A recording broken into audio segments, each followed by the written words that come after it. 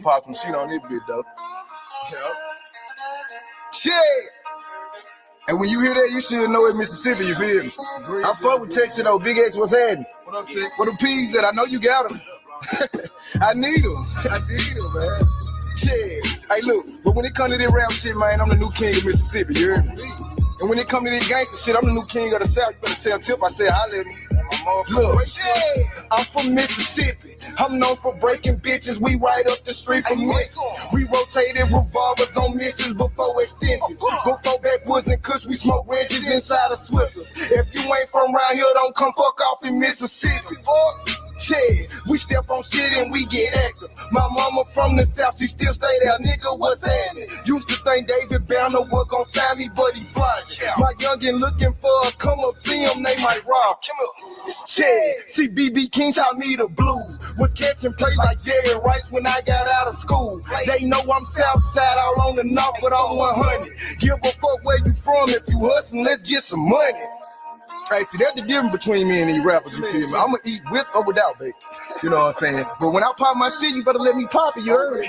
When it come to the gangster shit, I'm the king of the South. Tell Tip, holla at me. This Mississippi, not Texas. Well, we got Oprah Winfrey, Ike Turner, and Monte Ellis. Shout out to Brett Barker, number 4, that's what I'm ripping.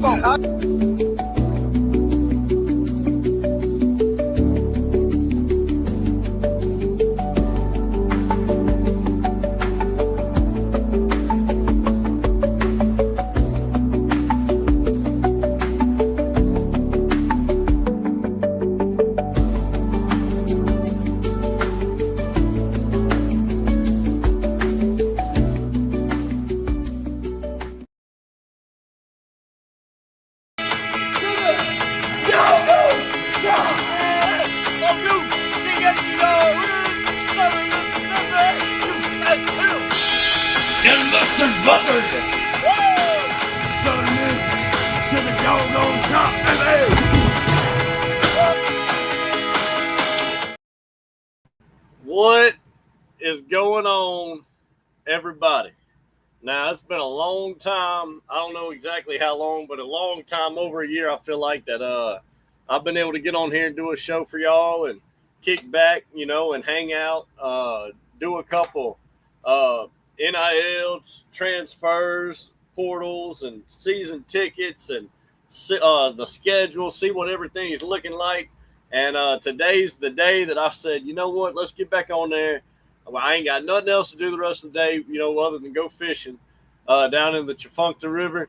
I said, let's get on here, talk a little football, talk a little about where Southern Miss is heading, other schools around the country. There's a lot of teams that are now going to be Division I that weren't Division or Double A, whatever they call it, FCS, FBS, all that crap. But all these schools that have came up, joined the big dogs, all right?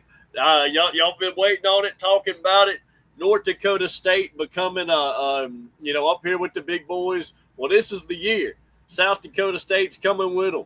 I'm hearing that Northern Illinois is going to be in the Mountain West Conference. I mean, make it make sense because it don't, but we're going to talk about it. Other teams. All over the country, you know, we might talk a little about Miami if Pops hops on here. You know, they got that new quarterback that's been transferring around now, Jordan Mensah. He was over at Tulane when we met him first, and then he transferred to Duke, and we ain't heard from him. Now, all of a sudden, he's popped back up at Miami, so going to be talking a little bit about that. The NIL, obviously, transfer portal, the new landscape of college football, the way things are going. Southern Miss roster. We're going to talk about what we're rebuilding for the second year in a row. We're in a rebuild, which sounds crazy now, but Southern Miss fans, let me tell you something. We've had last year with Coach Huff, he totally rebuilt and revamped this team. All them players, it seemed like the majority, have either moved on, graduated, or transferred, whatever. And we got a new whole wave of Southern Miss football athletes coming into Hattiesburg, and we're going to be talking about them today.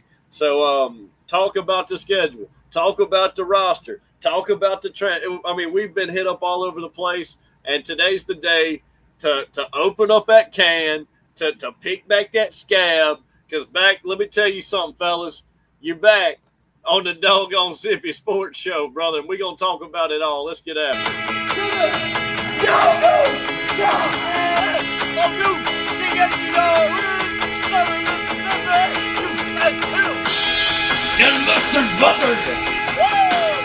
Southern Miss to the doggone top, baby.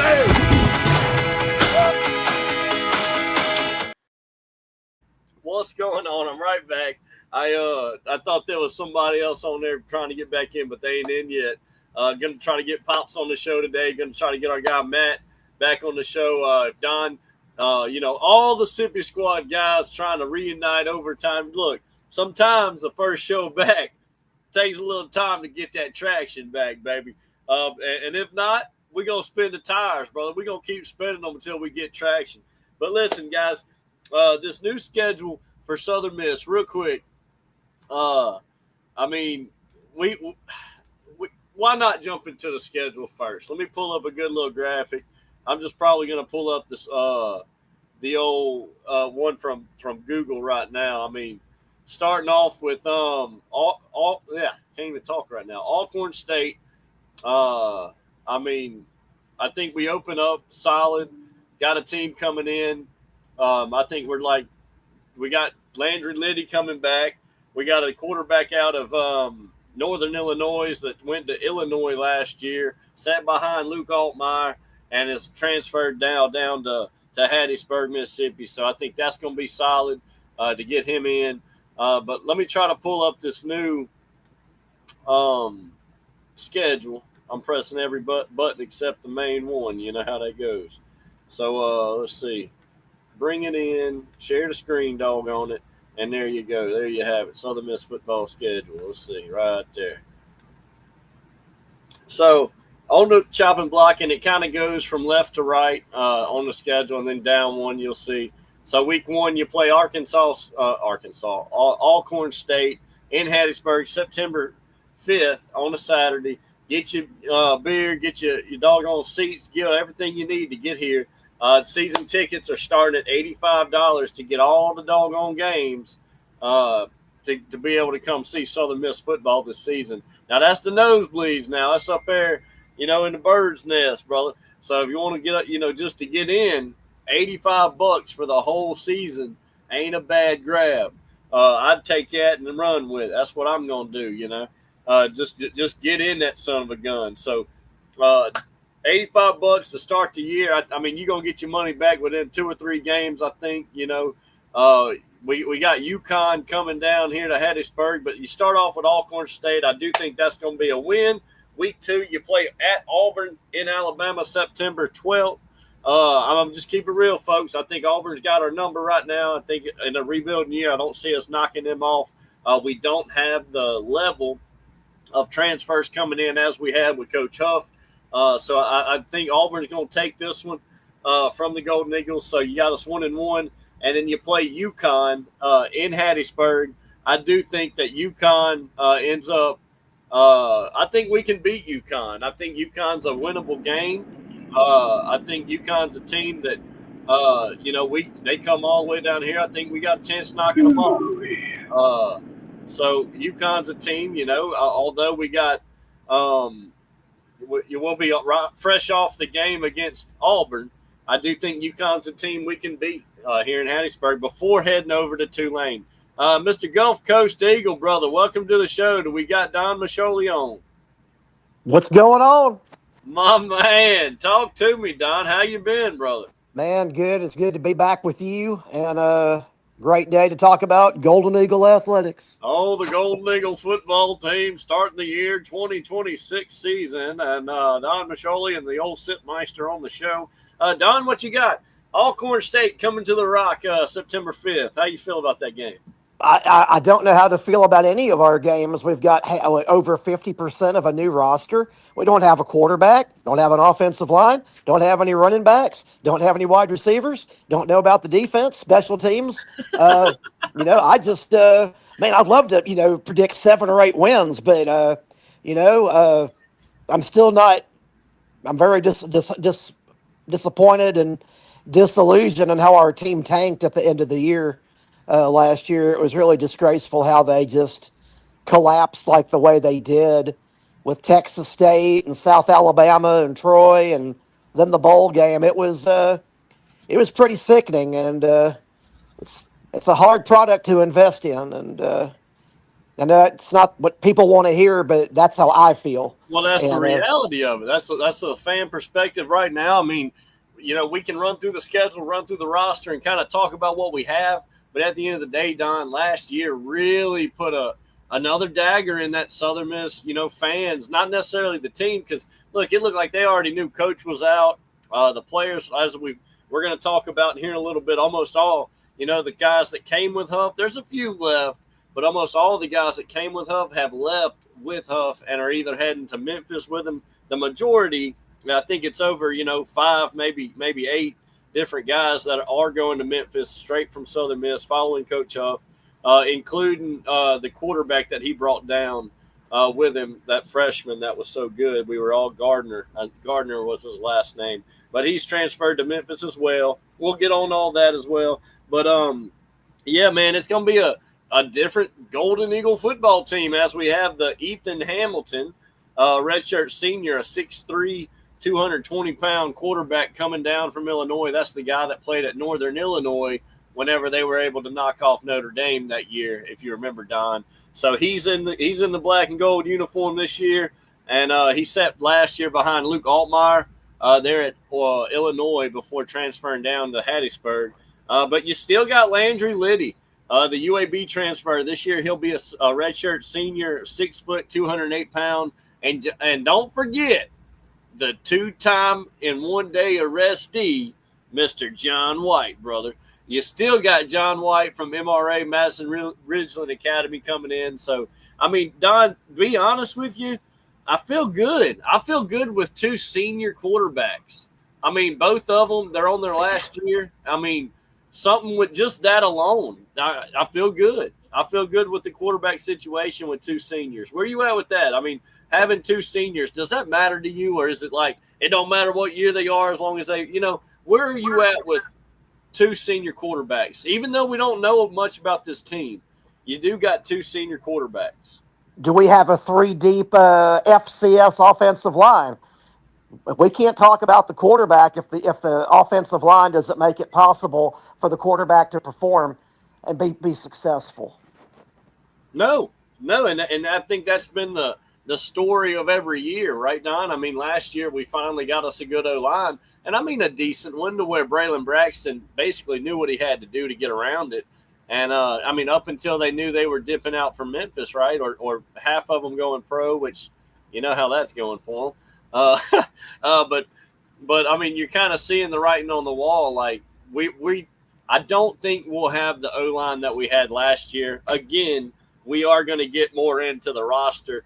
I mean, hell, we could jump on that right now, Don, but just real quick, you still got Robert Briggs, which is one of the running backs from last year that came from Utah State with Blake Anderson. So he's going to be back in the black and gold, brother. And obviously we're going to have the Davis Dalton year. And Davis Dalton this year is a senior, so we kind of all expect for him to have a solid year, being he's been at Southern Miss his whole career. Now he's a redshirt senior, so he's on his 5th year. And Don, I mean, Davis Dalton, one of the only guys that's probably stayed with the university for over 4 or 5 years, is coming back to be a Golden Eagle. Does that mean anything in today's football? The loyalty factor, is it lost, or are you seeing it in certain guys? Don, where you at with that old Davis Dalton coming back for a 5th year? Well, I mean, I'm glad. I'm glad that he loves Southern Mississippi. He wants to be there, obviously. But we have a lot of question marks. I mean, it's like walking around in a strange house, a pitch black house. No lights are on. You're trying to find your way to the toilet. It's going to be an interesting journey. I love it. Hey, I mean, be honest, man. I mean, that is kind of where we are. Hold on. I see Pops is trying to join in, but I can't. It says device not connected. But anyways, to jump back into it, Don, just showing some of the roster here on the screen. A whole bunch of newcomers, guys. a whole bunch of newcomers. You see some of the familiar names, though. Robert Briggs, he'll be wearing number 2 jersey this year, redshirt senior, 5'7", 183. Previous school was Utah State, but he was in the black and gold last year. He's coming back. Some of the transfers, Jamarice Wilder, Don. We got Jamarice Wilder, Don, a redshirt freshman from Louisville. He's from Sarasota, Florida, coming down. Mr. Wilder going to be a running back, 5'9", 187 running back we're getting from Louisville, Don. I mean, you got Briggs, you got Wilder. You're going to have a running back from, where's he at? Running back from community college. If I could find the fella. Oh, where you at, Holmes? Robert Henderson. No, that's not him. Running back from, there he is, Jalen Foster from Itawamba, 5'10", 167 running back, also getting from Coffeyville. There he is. Stephen Robinson, 5'8", 200 pounds, so a little bowling ball coming in. I feel like it's a toss-up right now, Don. I mean, yes, we get Robert Briggs back. I feel good with him. I think he should be our starter just based off what we know. But, getting a freshman, it's sitting some – when I tell you a transfer from Louisville, kind of a bunch of people kind of perk up, their ears pop up, right, Don? I mean, ACC school, a bigger school. Oh, transfer running back from Louisville. Well, let me tell you, he was a freshman last year, Don. He's a redshirt freshman this year. So we'll see. I mean, that's kind of like getting a freshman, a senior out of high school, huh? I mean, you don't know what you're dealing with. He really didn't play much last year. So bouncing around, I feel more comfortable talking about these junior college running backs from Coffeyville, from Itawamba, and Robert Briggs than I would be this transfer from Louisville. Just mainly because, I mean, 2 guys from JUCO coming in, you never know. Those are wild cards. I look at the junior college players a lot of times as like a wild card. The undrafted of the NFL, right? You don't know what you're really going to get. And you could get a running back in here from junior college that's like LeGarrette Blount that played at Oregon, that was at East Mississippi Community College, just a badass. They ended up beating on people at Oregon. I think he was playing Boise State, Don, and he just started beating up some guy. Do you remember this? I don't. I was probably mourning a loss after the South Alabama game or something. No, but years ago, LeGarrette Blount, I don't know, it must have been like I don't know what year he played at East Mississippi Community College, but he ends up going to Oregon out of East Mississippi to play running back. And they play in Boise State one year, and he just starts fighting some dude. I mean, they start getting into it after the game. But my pop said resend the link there, so I'll have to send that back to Pop's point. But what I'm concerned about, Sippi, all these players that are coming in, these guys hardly know each other. They're not even friends yet. They hardly know each other. And they're supposed to gel and be a football team and play at a very high level and bring us Golden Eagle victories and get to a bowl game. And I hope they do, but I just think it's a long shot. Well, let me ask you, isn't that where that Blake Anderson coach comes in? And Don, I think it all revolves back to him on the big question on the topic for the show is, Don, how do you feel about Blake Anderson? I mean, I think he's a great coach. I think he's an outstanding human being and a great leader of men. He's been through a lot of personal tragedy in his life, the loss of a wife and the loss of a child. That's tough. I can't even begin to comprehend the pain and just the whole experience of losing your loved ones like that. But yet, he was the coach that I wanted to replace Fedora after 2011, and I know that if we give him time, I think he'll put a decent product on the field. I just don't know if we'll ever be able to recruit like the old days because of NIL. Players are going to go to Mississippi State and Ole Miss for money and for free vehicles and Free houses. I mean, it's this is a college sports anymore. This is professional sports. I So mean, so do we need to drop down to Division Two? I think we already have. They just didn't quite tell us yet. It didn't come in the mail yet, but we're playing for We need very to go to little. the Southland Conference and play Southeastern. Well, hey, look, I know USM is on it. We've got the best athletic director in the country. I'm Oh sure that God. he could get a trophy with Southeastern Louisiana, and it could be a great regional rival. Don, do you hear yourself right now? Yes, I do. Mr. Joel Osteen, athletic director. Um, I mean, if it's not baseball related, we're irrelevant. Okay, and that's not how it's not the Southern Miss I like. That's not the Southern Miss I grew up to where everything revolved around baseball. Nothing. Look, baseball. Look, I can predict the next 10 years. We'll get in the regional and we'll lose, or we'll go to a super regional and we'll lose. Um, I'm pretty done with baseball. Oh, but Sippi, don't you realize they're good, good, good? No, I know, Don, but they're not great. Okay, and there comes a time. Everybody kicked off Coach Bauer for being a mediocre coach, the 8-4, 9-3 football coach. Right? Everybody got tired of Six and that five. shit. Everybody got tired of that shit. 6-5, 6-6 record, and then they kick him out, and we've had our good years since Coach Bauer. I'm not saying we've been terrible every year, but we just haven't found consistency ever since Coach Bauer. And the way I feel about baseball is, we can't get over the hump. We cannot get over the hump. And is it money? Is it NIL? Is it the transfer board? Whatever it is, we can't get over the hump. And I'm not a baseball guy. I'm a football guy. I like talking football. I like talking, a little basketball here and there. And I like major league. I like Major League Baseball. But when it comes to talking about it all, I'm just not that big of a fan about talking about a team that, yes, they are good, Don, but they're not great. And I'm ready to see them get over the hump. So that's kind of where I'm at with baseball. Look, it reminds me of the old Bauer days, how everybody wanted rid of Bauer, and then we just can't find that consistency. Not when you hire coaches like Ellis Johnson and Will Hall. Speaking of Will Hall, Don, week 4 at Tulane. Well, where's your headspace on this? Well, he's probably out on a fishing trip with Opie Taylor right now, having a good time at the creek. But Holy shit. we will get to football one of these days.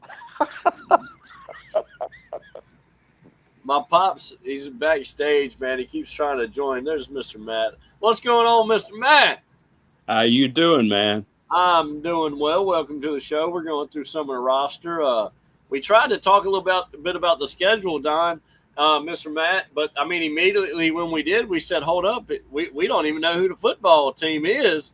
We need to talk about, we lost Mr. Matt, but we needed to talk about kind of the roster before we jumped into it. So we're back on the roster and talking a little bit about the Southern Miss Golden Eagle faithful Eagles this year. And I mean, Don, based off quarterback room, I mean, 2 seniors. You still got John White coming in, but you got your 2 senior quarterbacks, redshirt senior quarterbacks, and you got John White.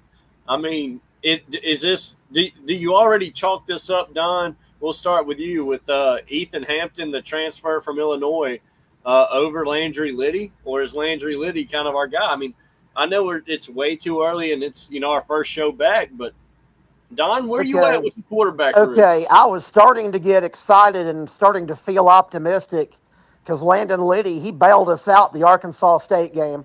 I mean, USM tried to give that game away all day. They really did. And thank goodness Arkansas State truly ran out of time. That's how they lost. They ran out of time. But Landon Liddy, he came in and showed some real leadership, and he helped us score some points.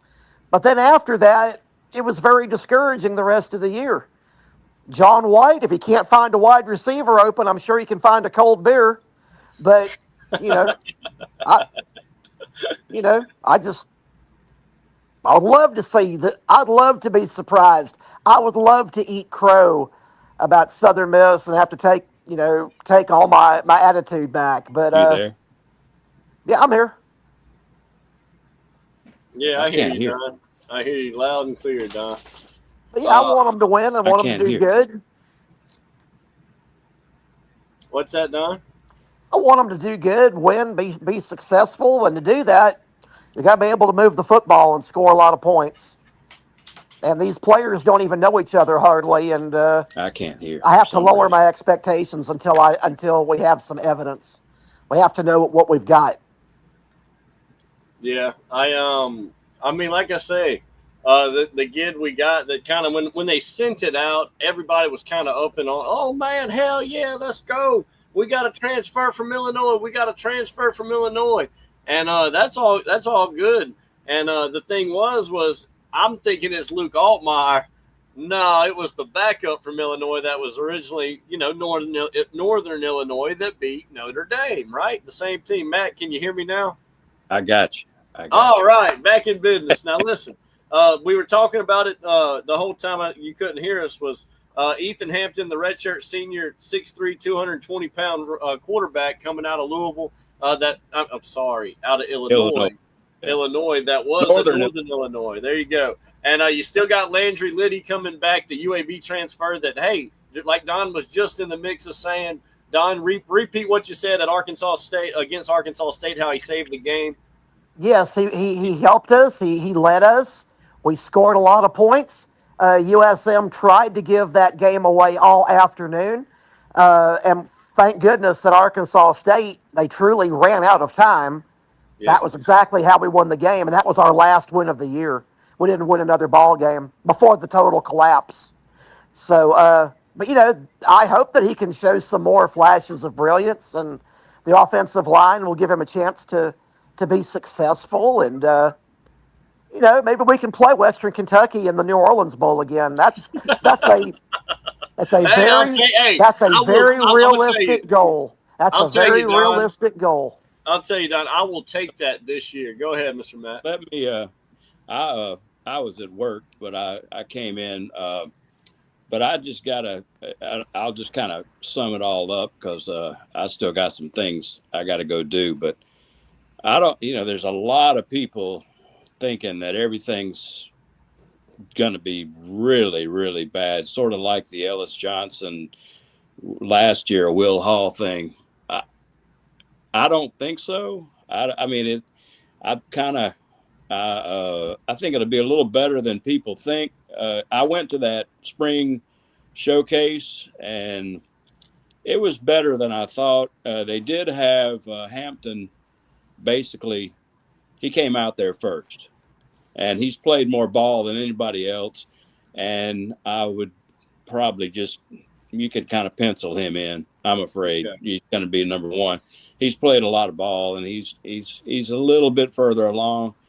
But people were telling me before I went to the spring showcase, they didn't have any size, and none of them were very big. They look pretty big in real life. They're big, and that's good news. They have a very. I know this doesn't maybe not add up to a whole lot, except for you, Sippi. But they are very.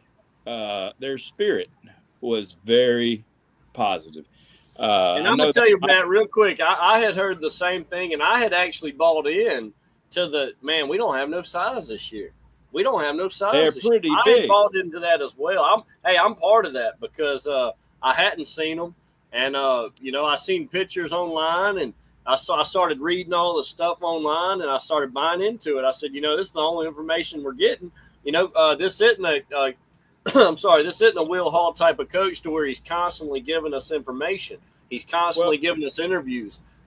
Blake Anderson's a guy that, Don, to be honest with you, when's the last time we got a Blake Anderson interview, But, Matt, that's kind of what I'm saying. I mean, we not hearing nothing. Well, I don't think that's actually too bad. I know they might be having some kind of camps or something. I know there's a golf tournament coming up. I don't play golf, but But I really don't think I'm not overly pessimistic. Okay, they're not going to be Indiana.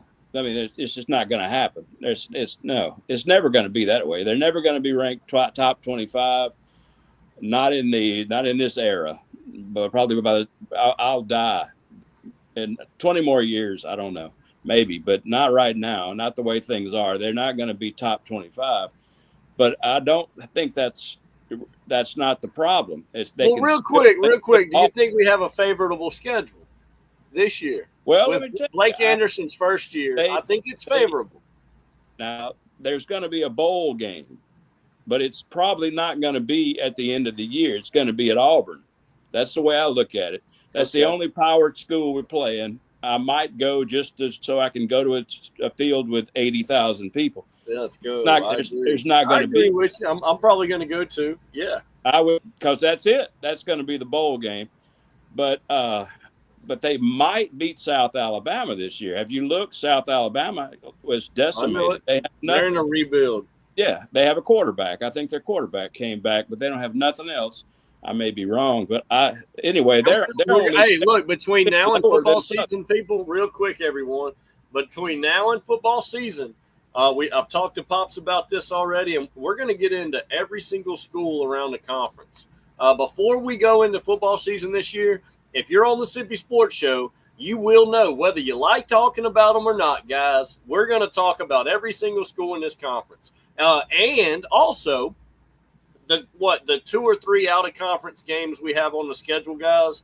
We're also going to talk about them because they're relevant to us, right? I mean, we are going to talk about Auburn.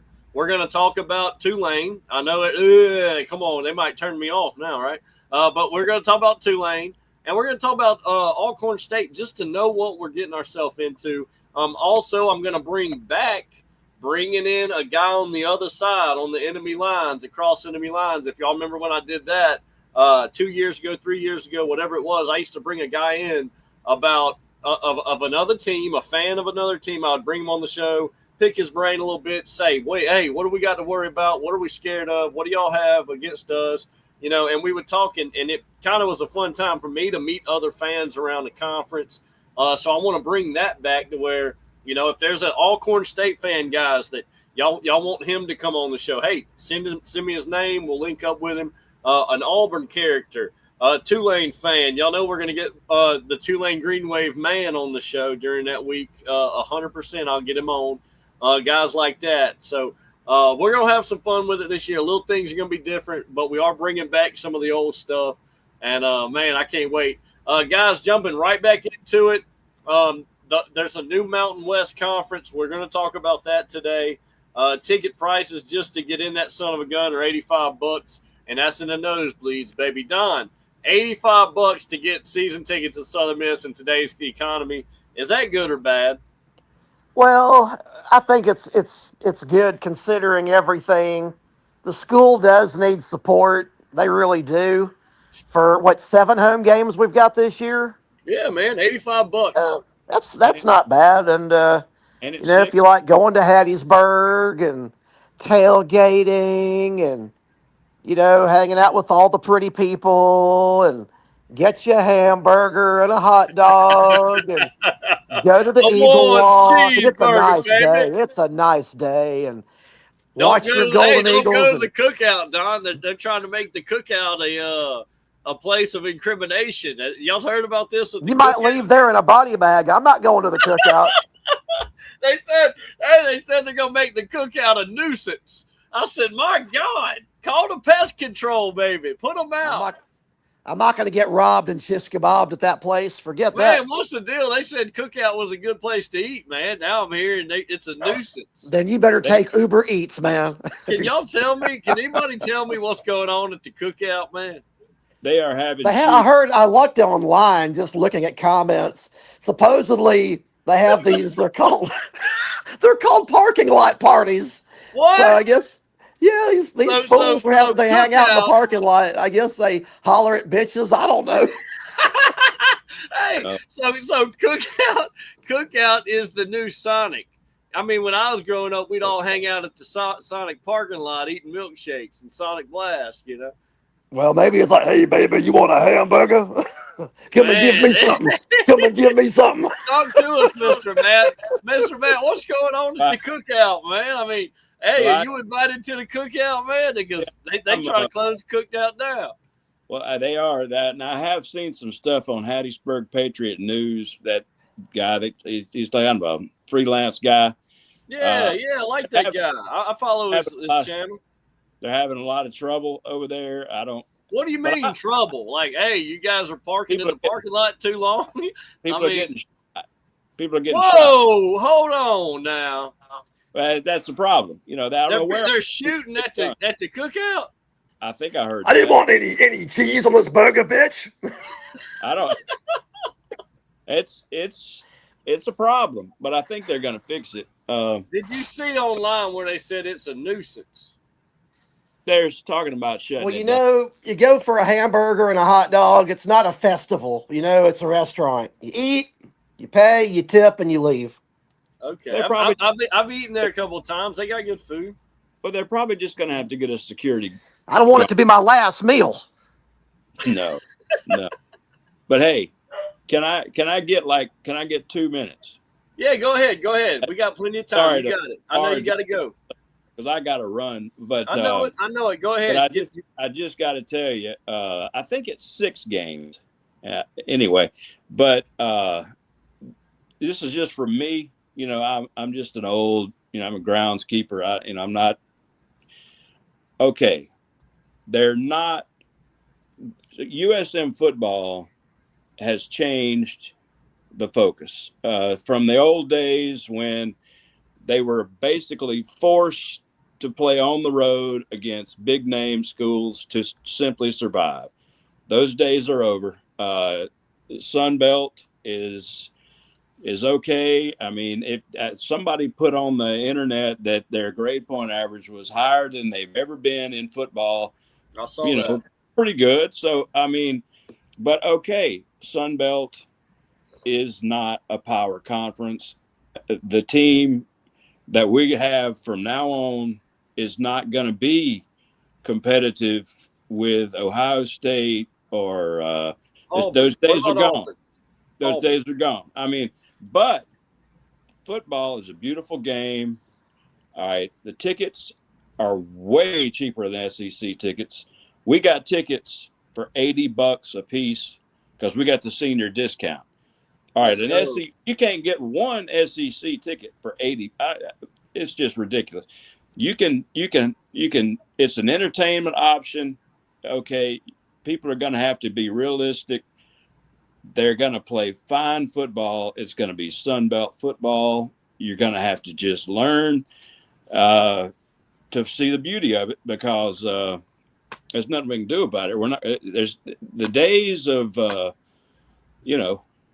days of being in the top 25 and all that are pretty much come to an end. But that's okay because so is everybody else. There's the money. Everybody's talked about it. You know what? Let me just sum it up by saying, football is a beautiful game. They're going to play plenty of nice caliber ball. It's going to be a very interesting game. Yeah. They're going Mr. Matt, real quick, I want to ask you this before you go to. I mean, I know we're not. We do play Auburn. We do play Tulane, but those are both on the road. As far as home games, now listen, I know we're hosting Gimme. Real quick, we got Alcorn State, but the 2 bigger games on our schedule that we host, or you could say 3, would be UConn. I know they're not this powerhouse team, but we got UConn, man, a team that I don't think's ever been to Hattiesburg. No. I'm excited to see UConn. James Madison, guys. We play James Madison at home. And we also play South Alabama at home. I think all 3 of those games are very enticing.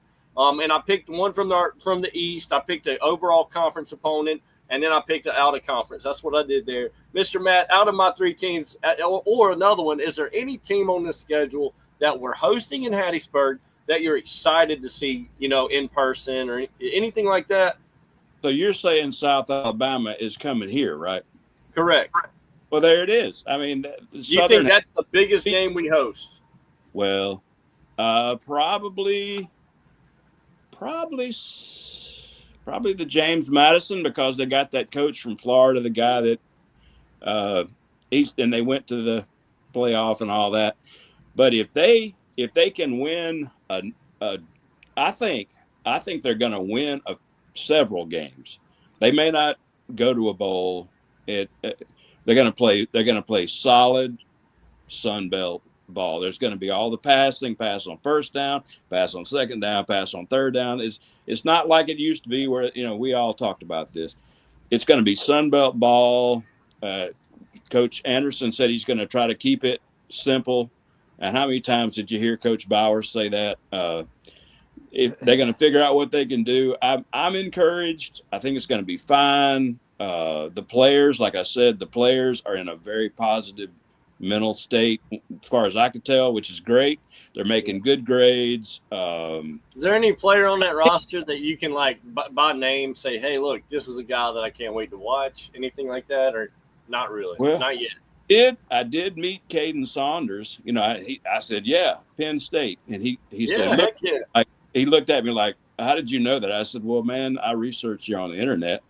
And I said, what's it like up there? Because he caught a bunch of punts, at Happy Valley. There's all these people. There's just people. It's huge. Yeah. He said, yeah, it was great. It was a great experience. And I asked Ethan Hampton how it was in Notre Dame. He said, man, that was quite an experience. I said, y'all won in Notre Dame. He said, just kind of smiled and said, yeah, I'll never forget it, or something like that. But they're great. They're great young men. They're going to play fine. They might even win more than everybody thinks. Yeah, man. Like I said, we got 2 senior quarterbacks, a senior running back, a senior wide receiver. I mean, when you look across the board, I know we don't have any splash names. You know what I'm saying? We don't have a Frank Gore. We don't have a Braylon Braxton. We don't have a splash name like we've had in the last couple of years, or even a big-time transfer. Now, I know some people are saying that the new Ethan Hampton is a big-time transfer, but I'm going to be honest, guys, I'm not buying into that yet. I don't see anybody on this team as I want to watch and see what they can do other than Robert Briggs. I can't wait to see Robert Briggs, the running back that's transferred. We saw him a little bit last year, a little sprinkle, razzle-dazzle, but he's going to be the guy this year in the running back position. And also, the big part of it, guys, is it's Dalton's year. When you look at that wide receiver group, he's been here this is his 5th year. He'll be a redshirt senior. Davis Dalton isn't the guy that's bounced around, transferring around. He's stuck with it. That loyalty thing we grew up on, guys. Davis Dalton's kind of that guy. So hey, make or break year for Davis Dalton. Is he going to go pro or not?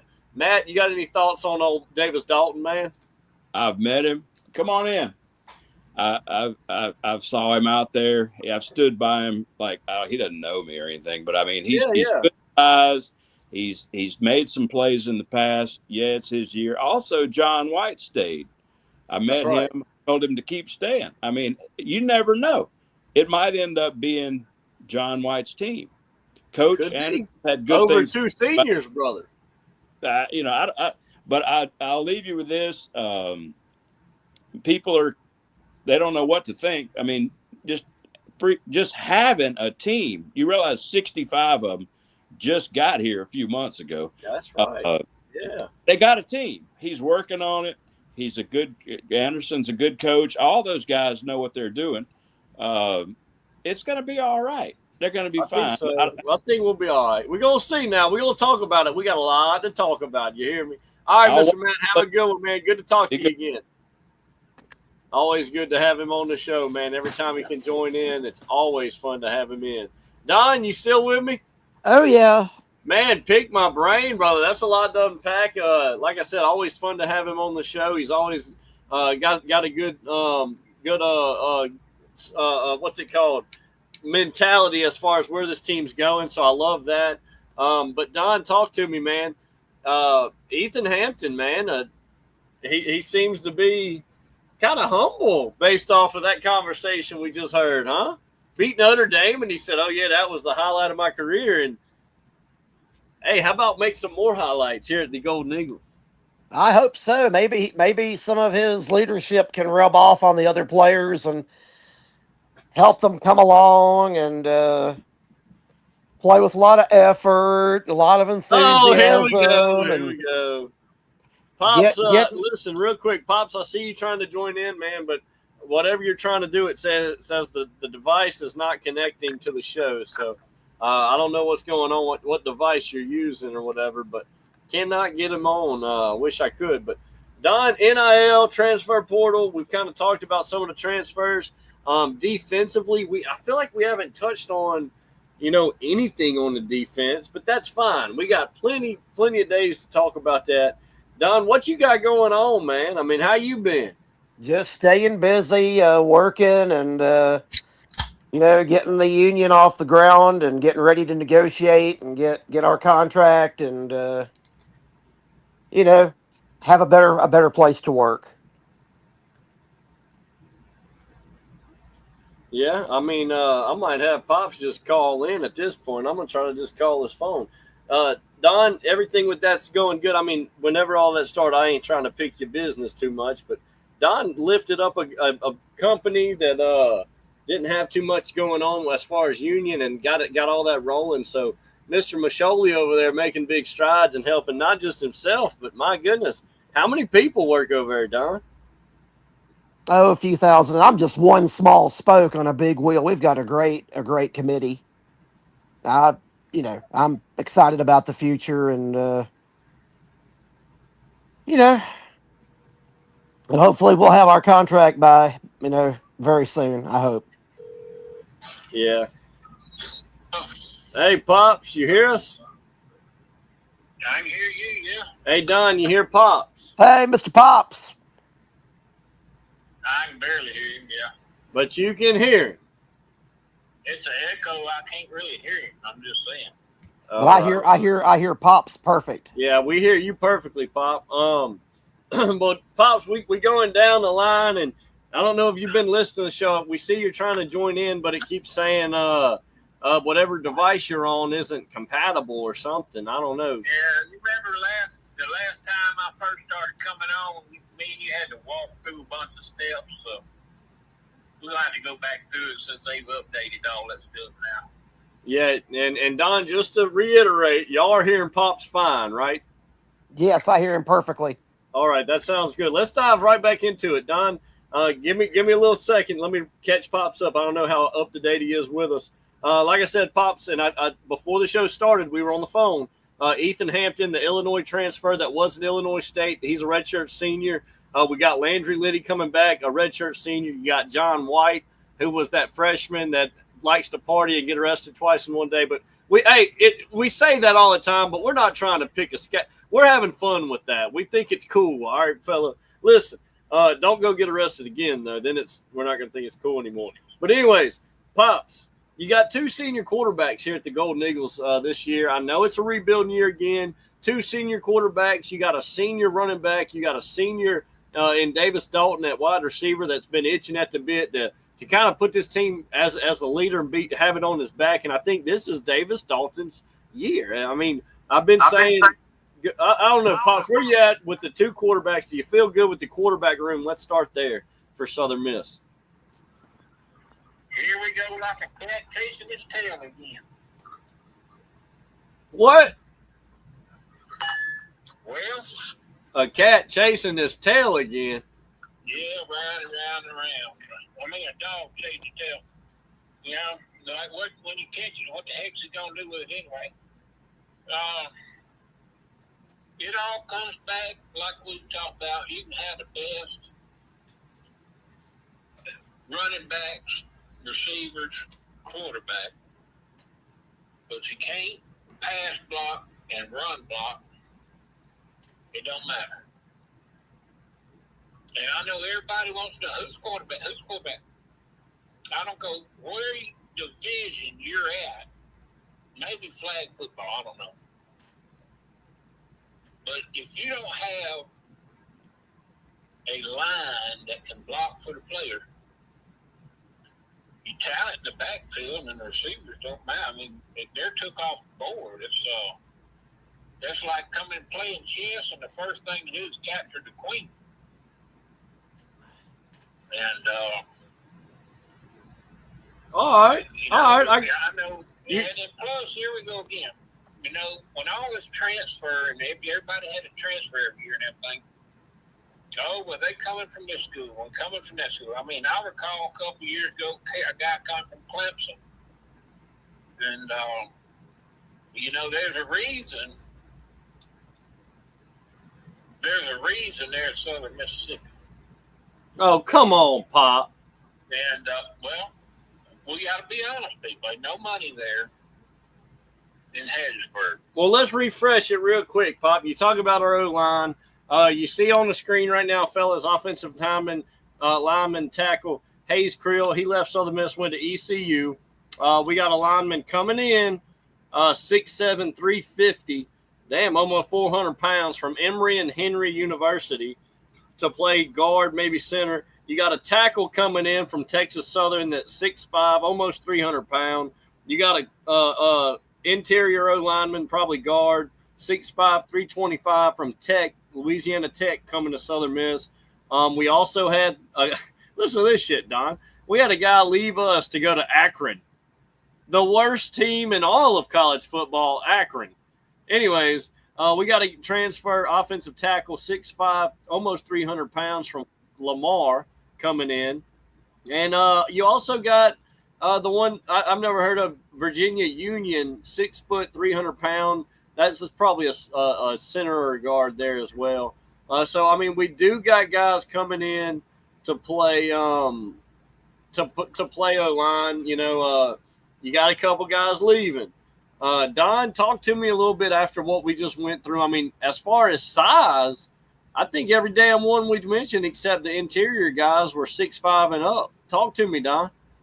Yeah, well, I mean, I have to see it to believe it because we have had such high optimism the last several years, and we have gotten our hopes and our dreams just crushed. Hey, time out. I thought we was fans of Blake Anderson. Well, I am, but you have to give the man time. I mean, this is a major rebuild. This isn't like a normal first-year head coach. He's got a lot of unknowns. This is a lot to rebuild, man. You know, this is. Hey, Don, is this the first time that you ever heard of a university 2 years in a row, a total rebuild? Because Exactly. I've never heard of that. I'm just trying to keep my expectations realistic. And I've been told by some of our great USM faithful that I take this too seriously. So you know what? I think What? they're right. They are. You take being a fan too seriously. Yes, I've been told that. And so I'm not going to do that. Okay, fine. So I'll take the criticism to heed, and I just won't take it as seriously anymore. Pops, where you at? Well, I mean, you're a fan, you know. And I got a little input on this. You know, you never see a school rebuild in 2 years in a row. Never. Well, at where Southern Miss sits, you know, Southern Mississippi has become a cart. And that's unfortunate. They used to not be a cart. What do you mean? What do you mean by that? Bottom feeder. They're bottom feeder, and they pick up a lot of shit. Well, damn. And eat a lot of shit. Well, damn, Don. Hey, but the cart gets fat, you know, it fills its belly, and it continues to swim. And, but that's, you know, sad places. And next year, you know, you're not, Southern Miss is not the only university that is experiencing this situation. I mean, hey, man, elaborate. What you mean this situation? Well, there's a lot of universities that now the coaches aren't staying anymore. They're hopping around for bigger money everywhere. Are you trying to? Are you taking a jab? The players won't sit still. They're hopping around for more money. And, you know, I heard everybody talking about, oh, if you could have got the money and all this back when you played and everything, oh, yeah, it'd been great. Don't get me wrong. But even back then, I mean, come on. You open Pandora's box. I mean, come on. The genie's out of the bottle. Pops, It'll never go back. it goes back It'll to never go back to what it is. And I'm going to be honest, and I've told you this off the show, me and you talking several times. It's time from Southern Miss fans, the Southern Miss program as far as Division I football to get real with itself and move down to Division II. damn Pops. Come on now. Well, hey, you don't have the money. You can't compete with Tulane. You can't even compete with Louisiana Lafayette.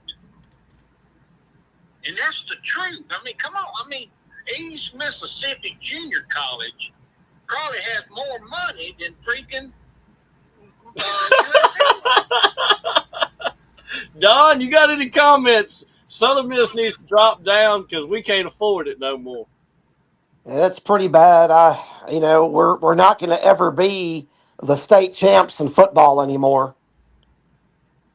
Not unless we're competing against Delta State and Jackson State, Alcorn. Oh shit.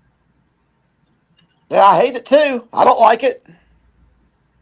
So we need to go to the Southland Conference. We need something. Maybe we can go to SWAC. Go to the SWAC. Hell yeah. HBCU, baby. I mean, let's practice that anyway. They'll go to the HBCU. Hell yeah. Nah, man, looking around the conference. I mean, I'm sorry, not the conference. Let me take that back. Looking around our transfer portal. Since I have it brought up, Pops, I do want to mention it to you too. We got Caden Saunders, who was the kick return, punt return man last year for the Nittany Lions up there in Penn State. He's coming to Hattiesburg. He'll probably see a lot of playing time as a wide receiver.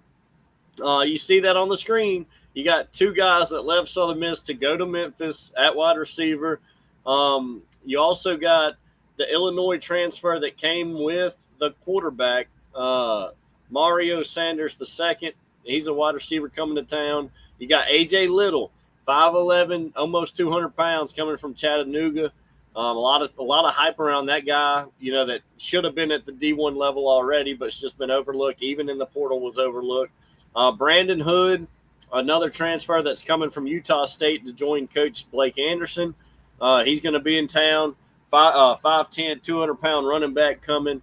Jalen Carter is leaving Southern Miss to go to Memphis. And then obviously, I cannot say this guy's name, y'all.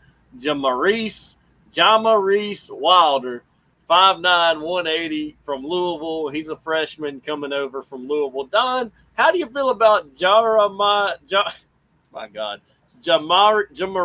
Wilder? If he's anything like the actor Gene Wilder, he'll be busting loose.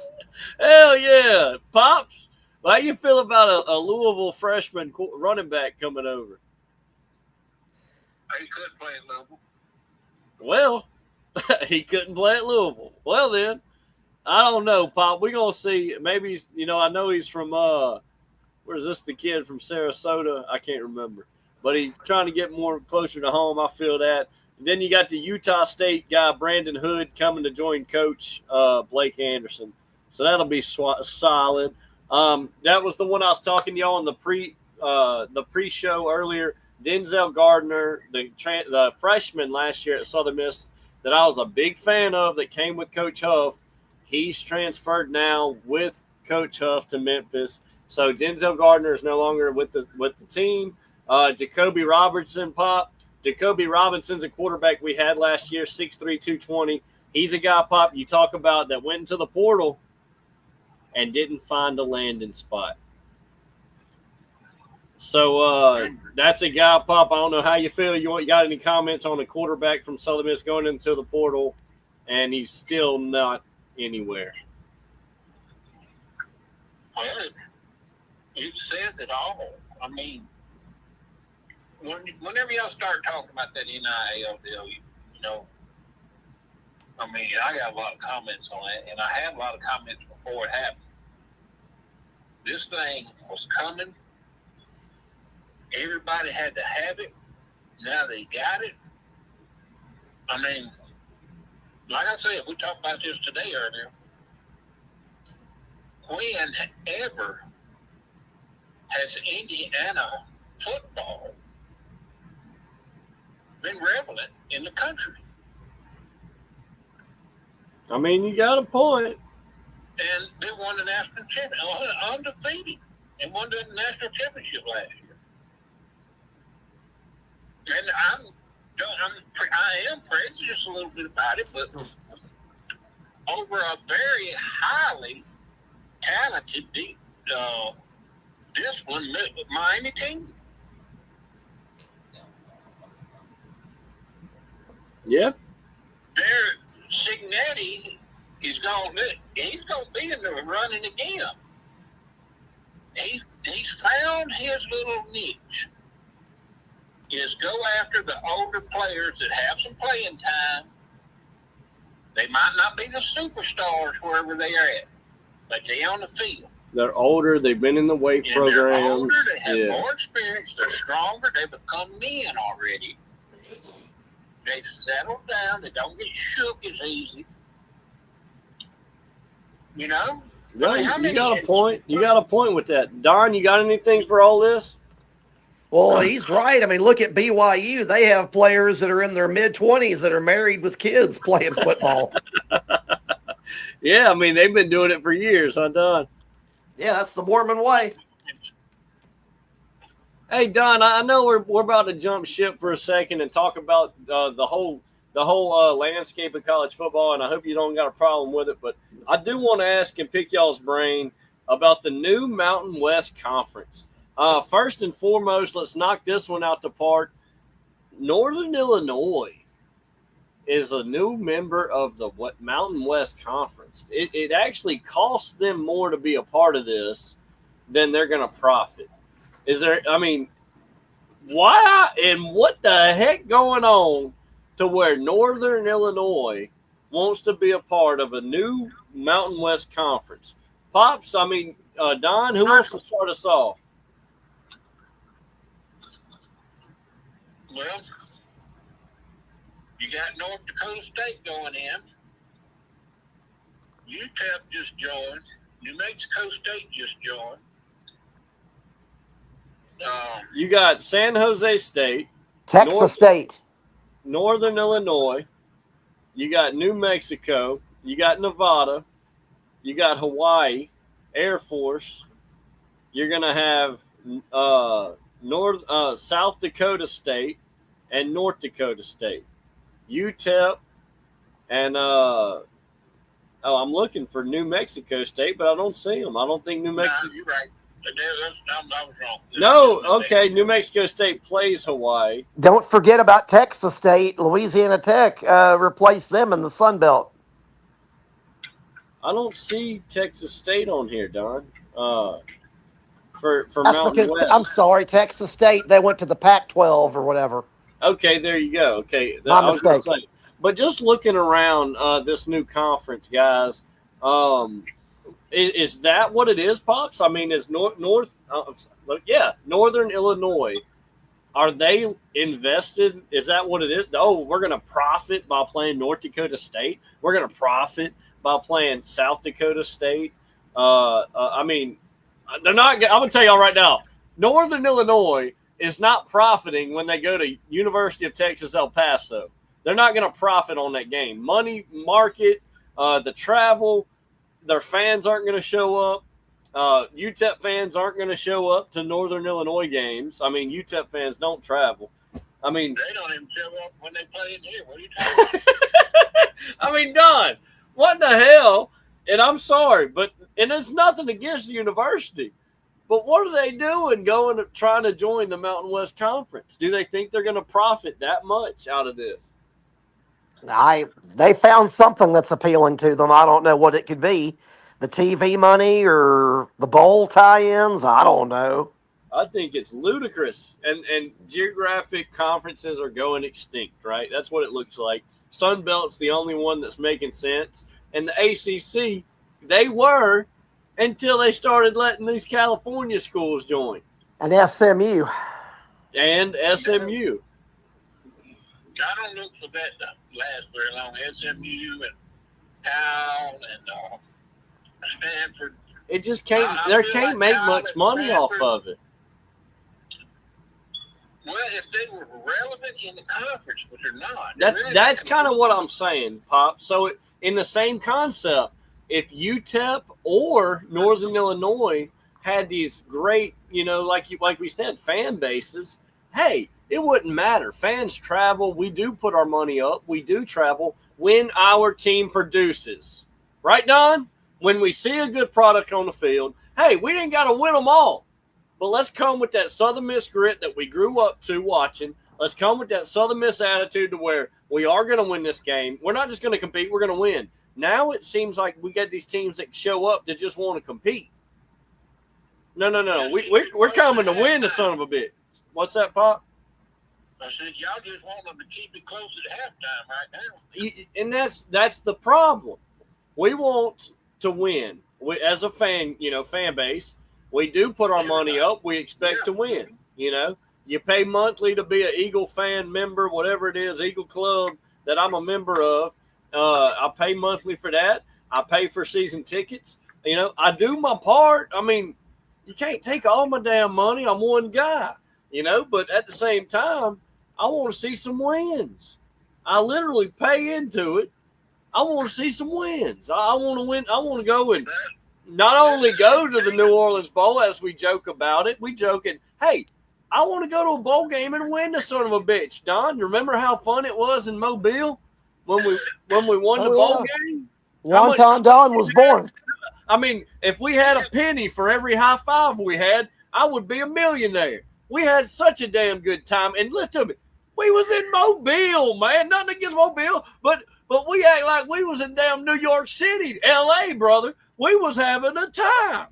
And we told Rice what bowl they really deserved to be in. Football season. Talk to me.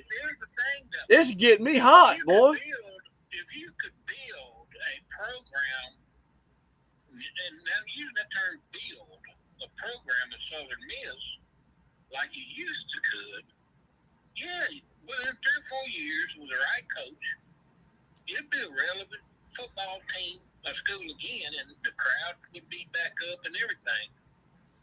But now, with the way the portal is and the NIL money, you have every decent player is getting cherry picked. And if a guy comes, he thinks, you see, and that's another thing. If any parents of any football player ever listens to this show, let me give you some good advice.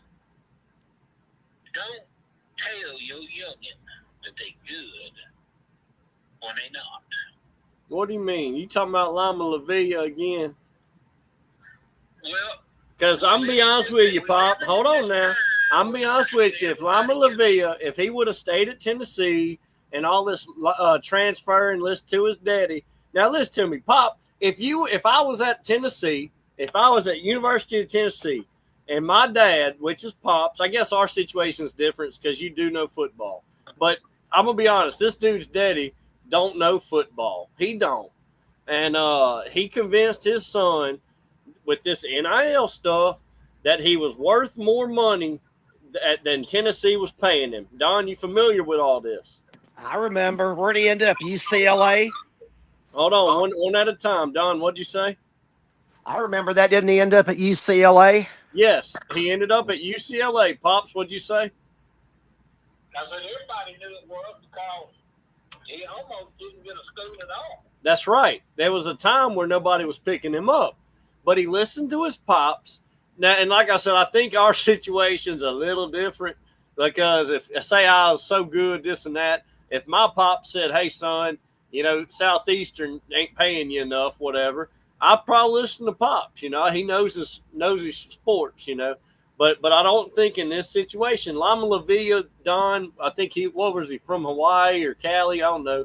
But Lima LaVilla, his daddy he just don't know football, man. And I guess he told his son he was worth more. And I'm gonna be honest.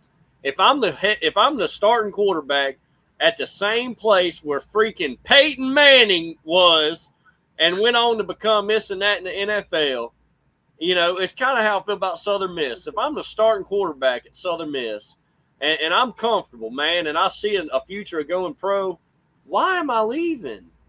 If I'm the starting quarterback at Tennessee, for one, other than Southern Miss, they can max out my dollar and pay me what I want. But here come Pops coming in the mix saying, hey, son, you're more than that. You're more than that. Now, there's a weird situation listening to your daddy, right? I mean, you want to listen to your daddy on everything. That's a weird spot to be in, guys. You got to kind of feel for the kid a little bit. I mean, at least I do. Maybe y'all don't. I mean, but I do see a sense of, he was misled by his dad, and ain't nothing wrong with a boy listening to his daddy. I feel that way. So, I mean, do y'all have anything for this? Is the kid in the wrong? I mean, is the dad should have? I mean, he's starting quarterback at Tennessee. What's wrong with that? I'd rather who would want to play in the Pac-10 at a school where football's not that big, really, and Tennessee plays for national championships every year. Well, Don, you got to understand when he hit the portal, he's listening to his daddy. So his daddy's probably telling him, hell, well, you can go to Alabama, you can go to LSU, you can go to Ohio State. You're worth more. So you got to understand. I'm sure his dad didn't say, hey, hit the portal and go to freaking UTEP or go to Liberty. His dad probably was telling him, Pop, I mean, what do you think about all this, Pop? What messed him up, if you remember back now, what messed him up, you got to throw in the Miami mix on this, was Cam Ward got $4 million. Oh, here we go. Here we go. Leave it to the Miami fan. Well, Cam Ward got $4 million, and he was from Incarnate Word and. Oh well, Washington State. Remember, he had came from Incarnate. Washington State after Incarnate Word. That's right. But this guy, he's like, well, heck, I'm doing it in the SEC. His dad said, hey, man, you're a freshman, man, you tore it up. Your standings, your worth's just going to be, you're going to be worth more next year. You need to shop around. Well, first he pitched that he wanted a couple of more $1 million to be at Tennessee. And Tennessee just said, hey, Jack, you get what you get, Right. Well, and if you remember, Pops, that season, he actually kind of re-signed, if you will. He actually re-signed for more money with Tennessee. Well, then Pops got involved. I'm saying Pops. Y'all gonna think I'm talking about Pops. So let me say his daddy got involved, and he was like, "Hey, you signed for less than what you're worth." So he did re-sign a deal with Tennessee based off of being the new starting quarterback and all that. But then his daddy said that wasn't enough, and he tried to make a new deal. What you're saying, that's when he tried to make a new deal with Tennessee. And then Tennessee was like, no, we ain't doing all that. I can't remember who the coach was, but he said, we ain't doing all that. We already signed a deal, you see? Well, then that's when he hit the portal.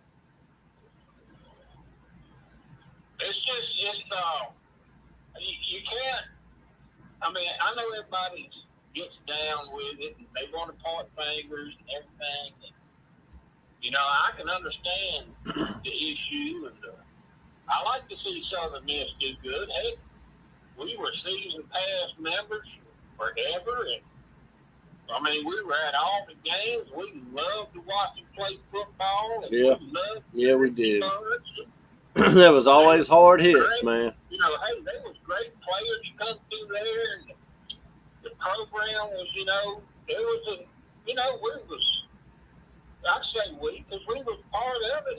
Hey, we were. Man, but hey, I took my kids there. It was the closest, Mississippi Division I school, and they were always, hey,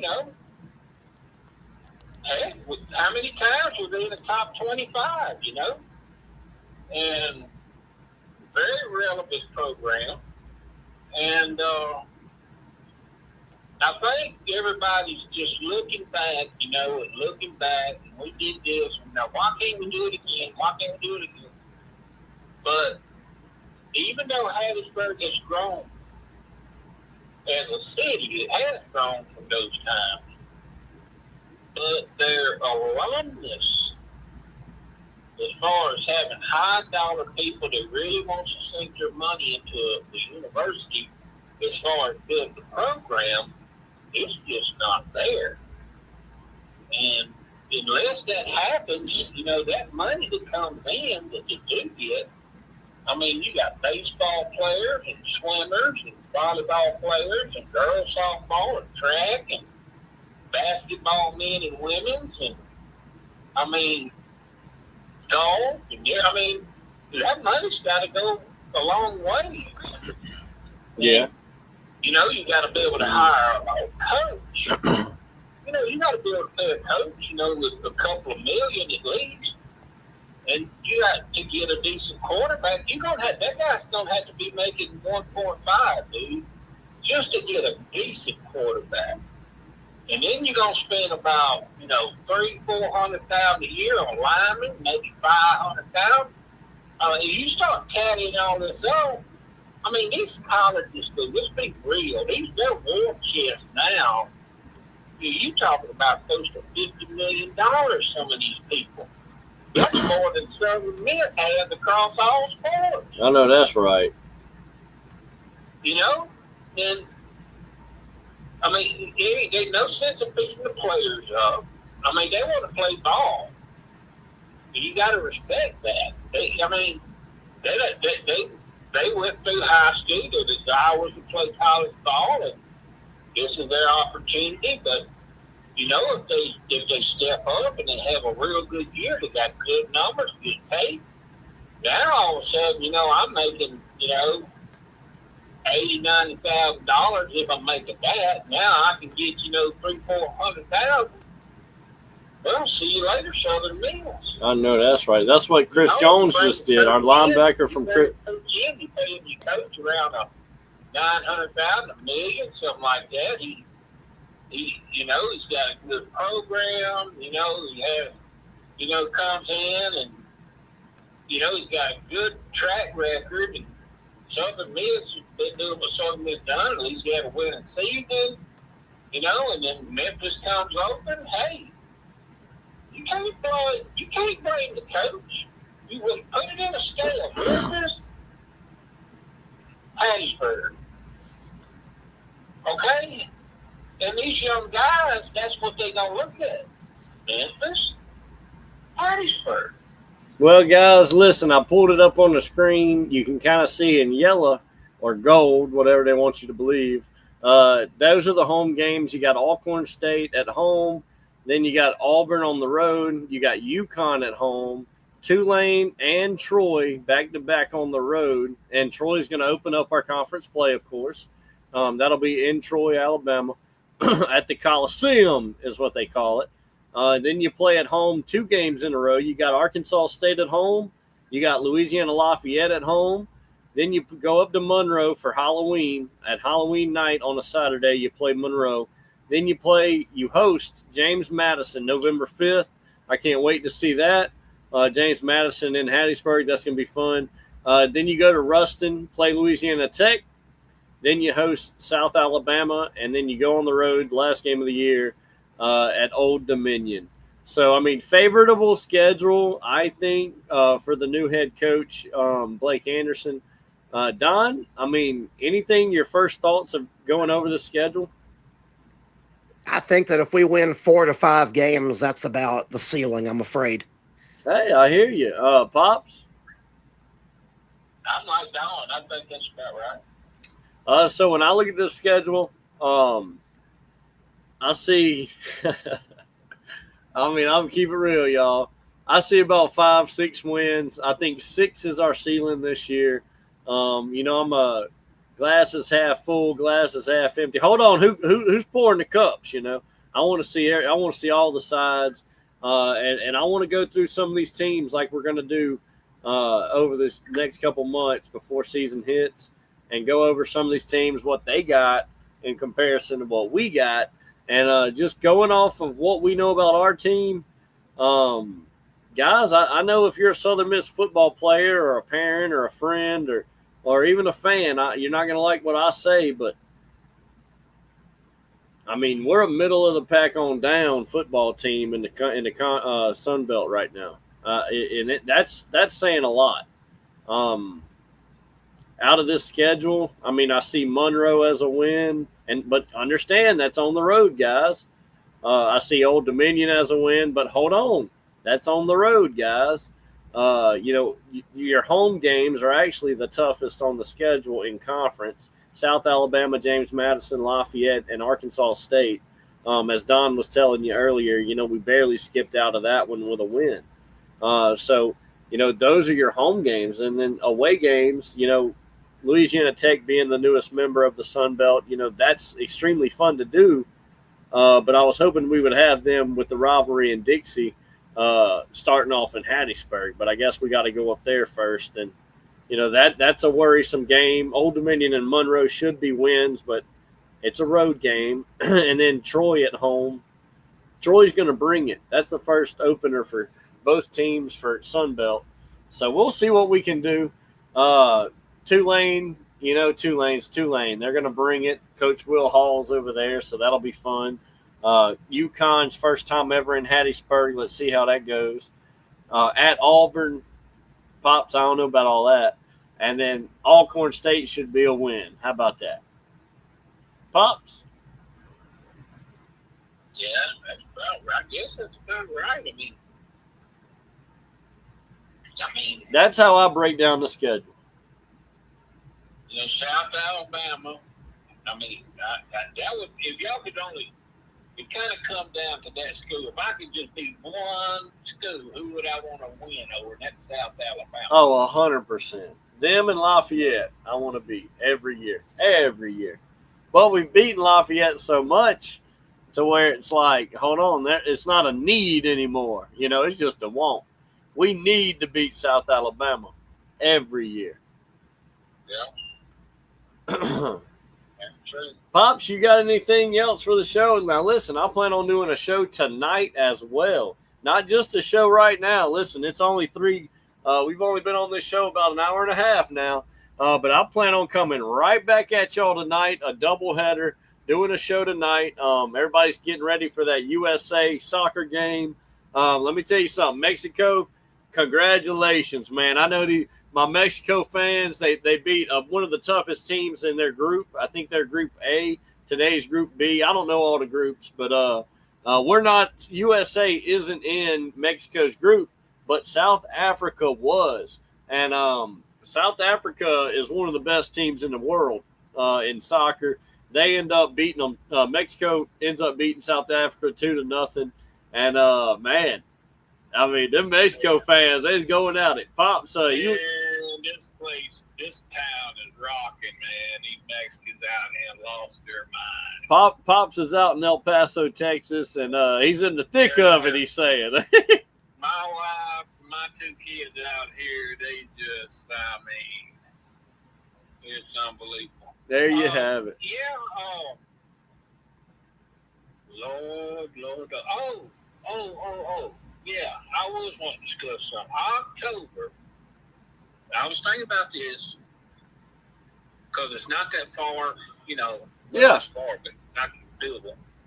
October 24th in Albuquerque, New Mexico, North Dakota State plays New Mexico. Let's go, Cause. I pitched this to Sippi. That's right. And it might make a good kind of series, little back-to-back night type deal. If somehow Cause could meet us in Albuquerque. 1 second, Pops, 1 second. Hold on. Merge. Hello, do y'all hear me? Mark. Yeah, I hear you. Pops. Yeah. Mark. Hey, what's up? All right, I got everybody on Pops, but go ahead. You were talking about North Dakota State at New Mexico. At New Mexico. Yeah, and I thought it'd be an awesome thing if we could get cars, and us set it up when we meet there like Friday in Albuquerque. And, I mean, we could all pitch in on a room or whatever and do like a pre-game on Friday night Sippi show. And then on Saturday night late, do a post game. Hell yeah. Sippi Show Road Tour. World Tour, brother. We're going to New Mexico. Yeah, go to New Mexico. I mean, heck, you lived out there with Yeah, me, hell yeah. But, that's, to kind of do something like that every year. A road trip. Do little road trip games. And, yeah, Mark, hey, definitely Pops. Like I said, we're doing a doubleheader. We're going to be back on this show tonight as well. We're getting close to the conclusion. But Mark, the Croatian Cowboy, brother, welcome back to the show, man. We're back full attack, talking about Southern Miss transfer portal, talking about the NIL, talking about Jordan Mensah. Hold on now. Whoa. Hey, calm down, Cristobal, brother. Stop stealing everybody's quarterback, you son of a gun. Hey, we hate Cristobal because he can't develop a quarterback. Well, he'll just steal yours. Anyways, Mark, welcome. Got enough money to buy yours. That's all it is. Mark, Ethan Hampton, 6'3", 220, redshirt senior, quarterback out of Illinois. Before that, Northern Illinois that beat Notre Dame. You also have Landry Liddy, the redshirt senior as well. You got two senior quarterbacks. You got a senior running back in Robert Briggs. You do got the guy that's got to put the team on his back this year. We've been talking about it on the show, and I expect a huge season from Davis Dalton, the fifth-year Southern Miss player, probably the longest tenured Southern Miss player we have on the team. He's in his fifth year of being a Golden Eagle.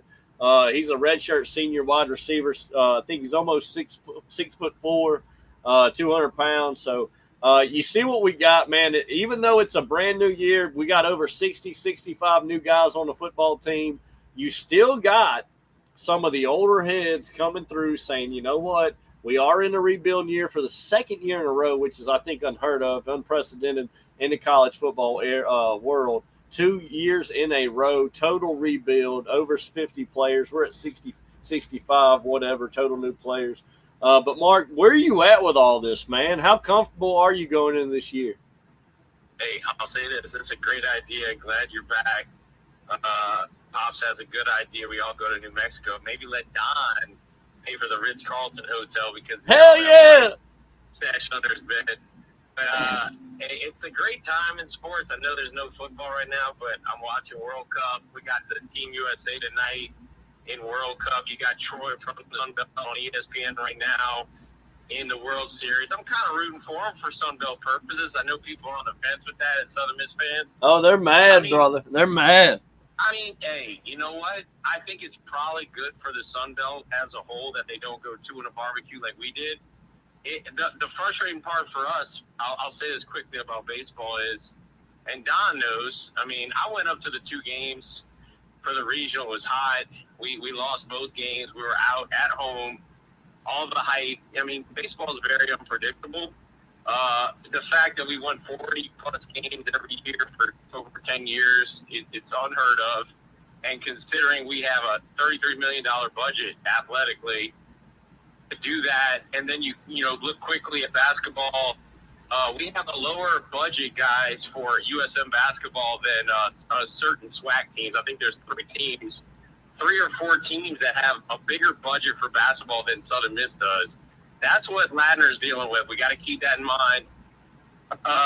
And, yeah, the baseball situation was a major disappointment. But, Texas baseball has a $330 million, budget, athletic department budget, and we have a 1/10 of that. So considering all that, it's impressive what we've done. Disappointing to say the least because Troy, of course, we had some upsets play out. We would have hosted a super regional. Come on now. That's true. Go ahead. That's true, Mark. I mean, to me, that's the most because I was amped up. I'm like, man, I'll come back up there for Super Regional. I don't care if it's 120 degrees. No, that was me too. I said, you know what? I'm tired of every year going to a regional and then, us shit in the bed. And then every time we had been in a super, it seemed like it was on the road. So I said, you know what? If they host a super, I said, I'm going to go.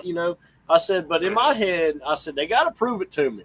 I'm tired of going to these regionals and hosting regionals and us just shitting the bed. I'm tired of it. And they had to prove it. They had to prove it, and they didn't prove it, obviously. I talk a lot, and I'll shut up quickly right after this. I was at the baseball game talking with some basketball assistants, talking about the budget crisis they have. Like Pops is talking about, where's the money at? Miami? It's a private school. He loves the Hurricanes. They paid for Mensa. Mensa got paid by Duke. He was developed at Tulane. Mark, hey, dive into that real quick. I want to hear from you. What do you think about Mensa going to Miami? Is this this is bull crap? He should have been at Tulane, never left. I think he's got more talent than Chambliss right now. Wow. Do you mean that? Hey, Trinidad Chambliss from Ole Miss. I'm not trying to get Pops too excited over there, but I saw him. Well, don't it piss you off a little bit, guys? Real quick, I want to say this, Pops. Hold on now. Hold your horses, Pop. I'm going to let you have it. But don't it make you a little mad how Cristobal's doing this shit? Just a little bit. I know Pops is a fan. I know you're a fan, Pops, but Mark, come on, man. This guy just says, you know what? And all that hatred, there's so many people. Oh, he can't develop a quarterback. He can't develop. Why can't he prove to us that he can? Why does he got to continuously buy out someone else? Year by year, he's got it down packed. Miami has rich alumni, James Madison. Duke football now, which was always an afterthought. Watch for them. Tulane football now just made a playoff run. I'm not saying Will Hall does not have a quarterback in place right now going into his first year at Tulane. He's got a guy from Ball State, a transfer, and another guy from Houston. So I think he'll struggle with that. But even that being said, guys, the former Southern Miss coach is probably going to win 6 or 7 games just on talent and payoffs alone with the talent he has on the O-line, D-line, skilled positions, all that. And the Mark, nerd schools, it's Revenge of the Nerds. It's the movie Revenge of the Nerds. Pop saw it in '84. It's the nerd schools are now the cool schools. Ogre, all that stuff. Worms are all the characters. But Mark, that's Mensa. a real life depiction. The question though, what's his name? Cristobal.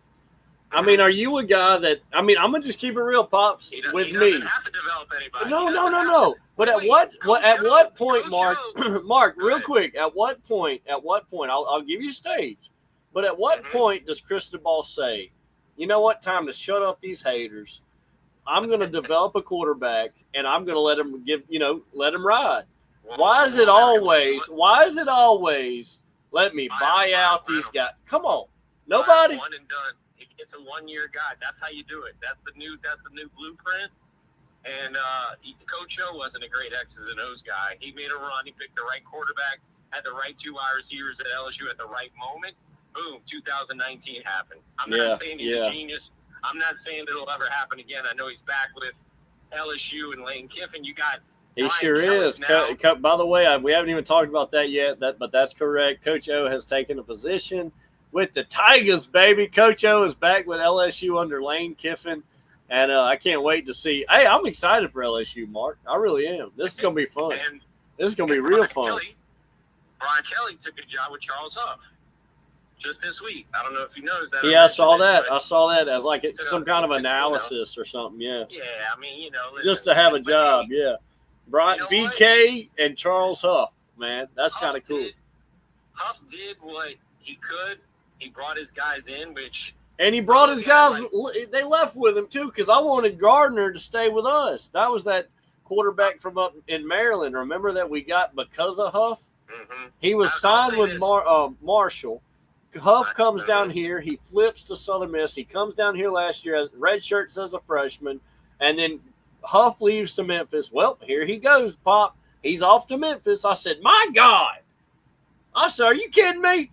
Son of a gun, that's the one quarterback I wanted to stay. Nothing against Liddy. I think Liddy should probably be the starting quarterback.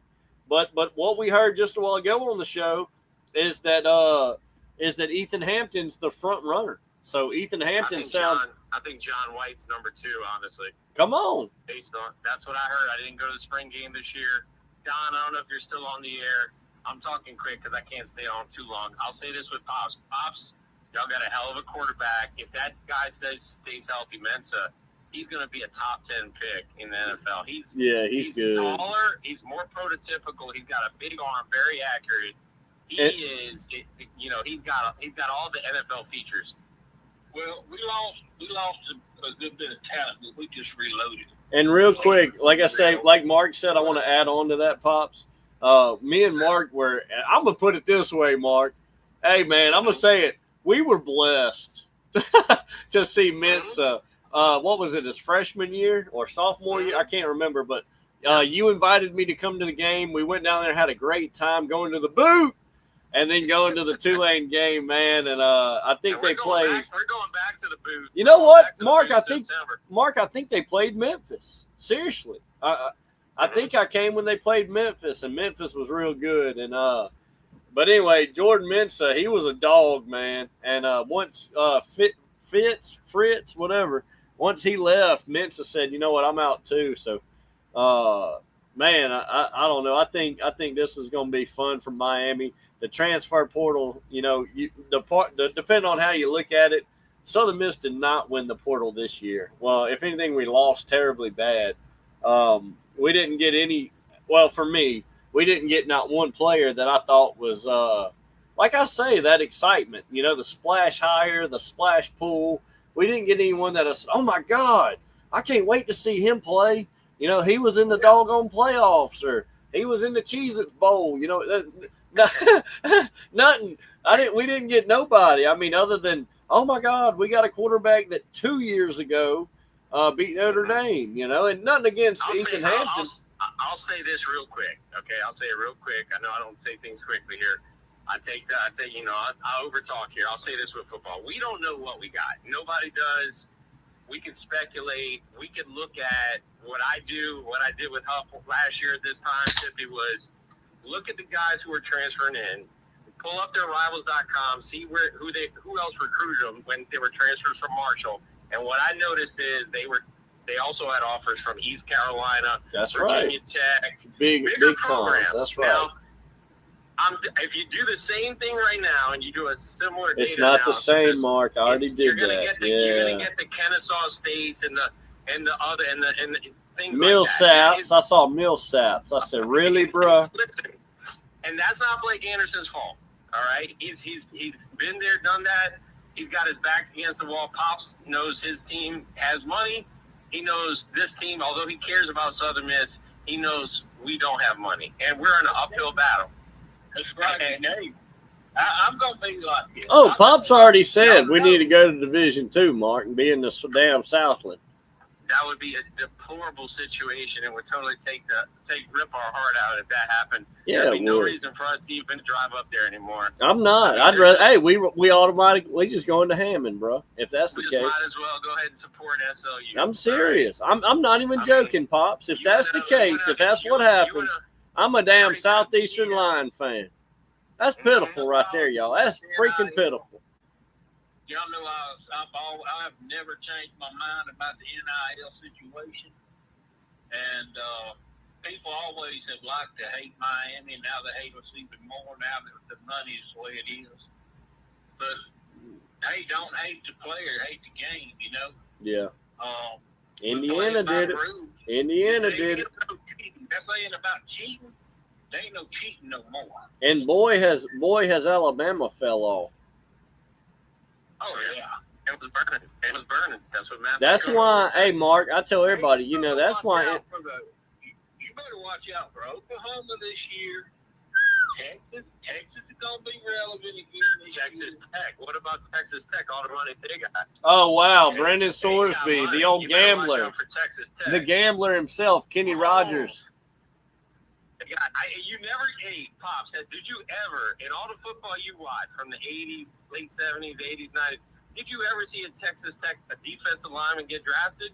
No, they never did that. They run and gun. They didn't play defense. Hey, Mark. Guess what? They had like two guys get drafted this last draft.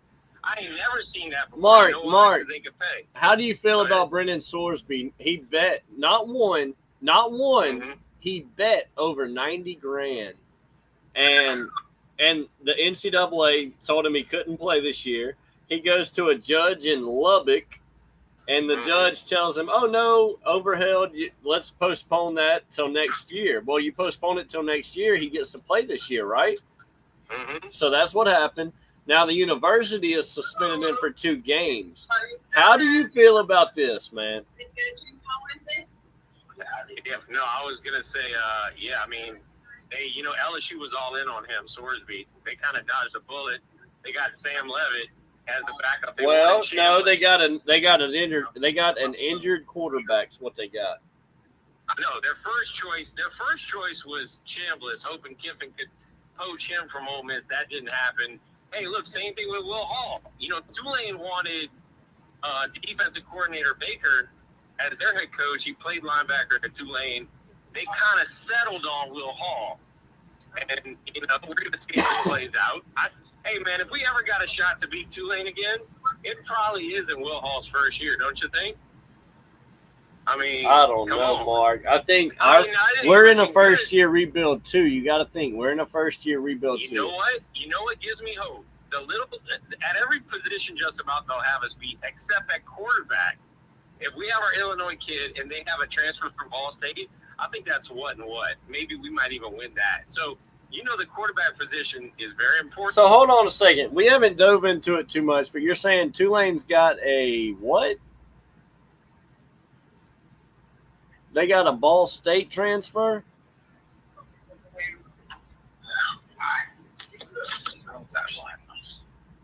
Hey, Mark, you with me? I might have lost Mark there. But, you might have lost him. But, anyways, Pops, I mean, looking into it, like I said, we are going to get back on the show tonight as well. Just why not? Why not do a doubleheader? We're back. Ain't got nothing else to do, might as well. Well, over here, I mean, Ain't nothing but that Pop, going on. Pop used to tell me, man, he said, ain't nothing to do but catfish, man. Let's go fishing, Here's Mark calling back. Hold on a second. Hold on. Here's Mark. Let me call it. Let me put everybody in. Merge the call real quick. Everybody hear me? Yes, sir. Now, Mark, like I say, I mean, got you back on. Go ahead. I couldn't hear you. You're saying, Chris, correct me if I'm wrong here, Cristobal wasn't a quarterback. Will Hall was. He didn't develop a quarterback at Southern Miss. That was the big issue I had with him personally. Besides the fact he was coming into the new age of paying players. It's the new rules, like Pop said. But, and we don't have any money. We got Ward's hamburgers. So, but yet again, though, Tulane's got money. And I'll be honest with you, the way they're setting up, I'm looking at Tulane's quarterback room, their spring ball game and all that. They ain't got much. And I think because of that, it's definitely not going to be a blowout. It's not like they don't have anything near what they had with Mensa, Pratt, or Retzlaff. But so what do we got? That's what I'm. It's like, hold on now, Sip. I mean, other than and we'll dive in tonight. We're going to dive into the defense, but today it's been is offense, right? You got 2 senior quarterbacks, and still you got John White. This is the highlight of the show. You got a senior running back, Robert Briggs coming back from Utah State, and you got Davis Dalton, a redshirt senior, and we talked about Miami needing and I talked to Pops off the record. I said, Miami get them a good tight end this year, it's over with. Miami's going to have a damn good year. And then I think of Southern Miss right now, and I said, you know what, this whole show, we're an hour, almost 2 hours in, we don't have a tight end. Miami's going to win 11 or 12 for sure this year. Oh, yeah. I can see us maybe dropping a game here or there, but, we dropped like last year, year before even.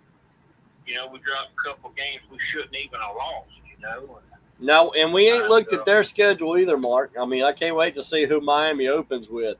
But we do know who LSU opens against, and that's the no transfers, no NIL, Clemson, Dabo Sweeney's.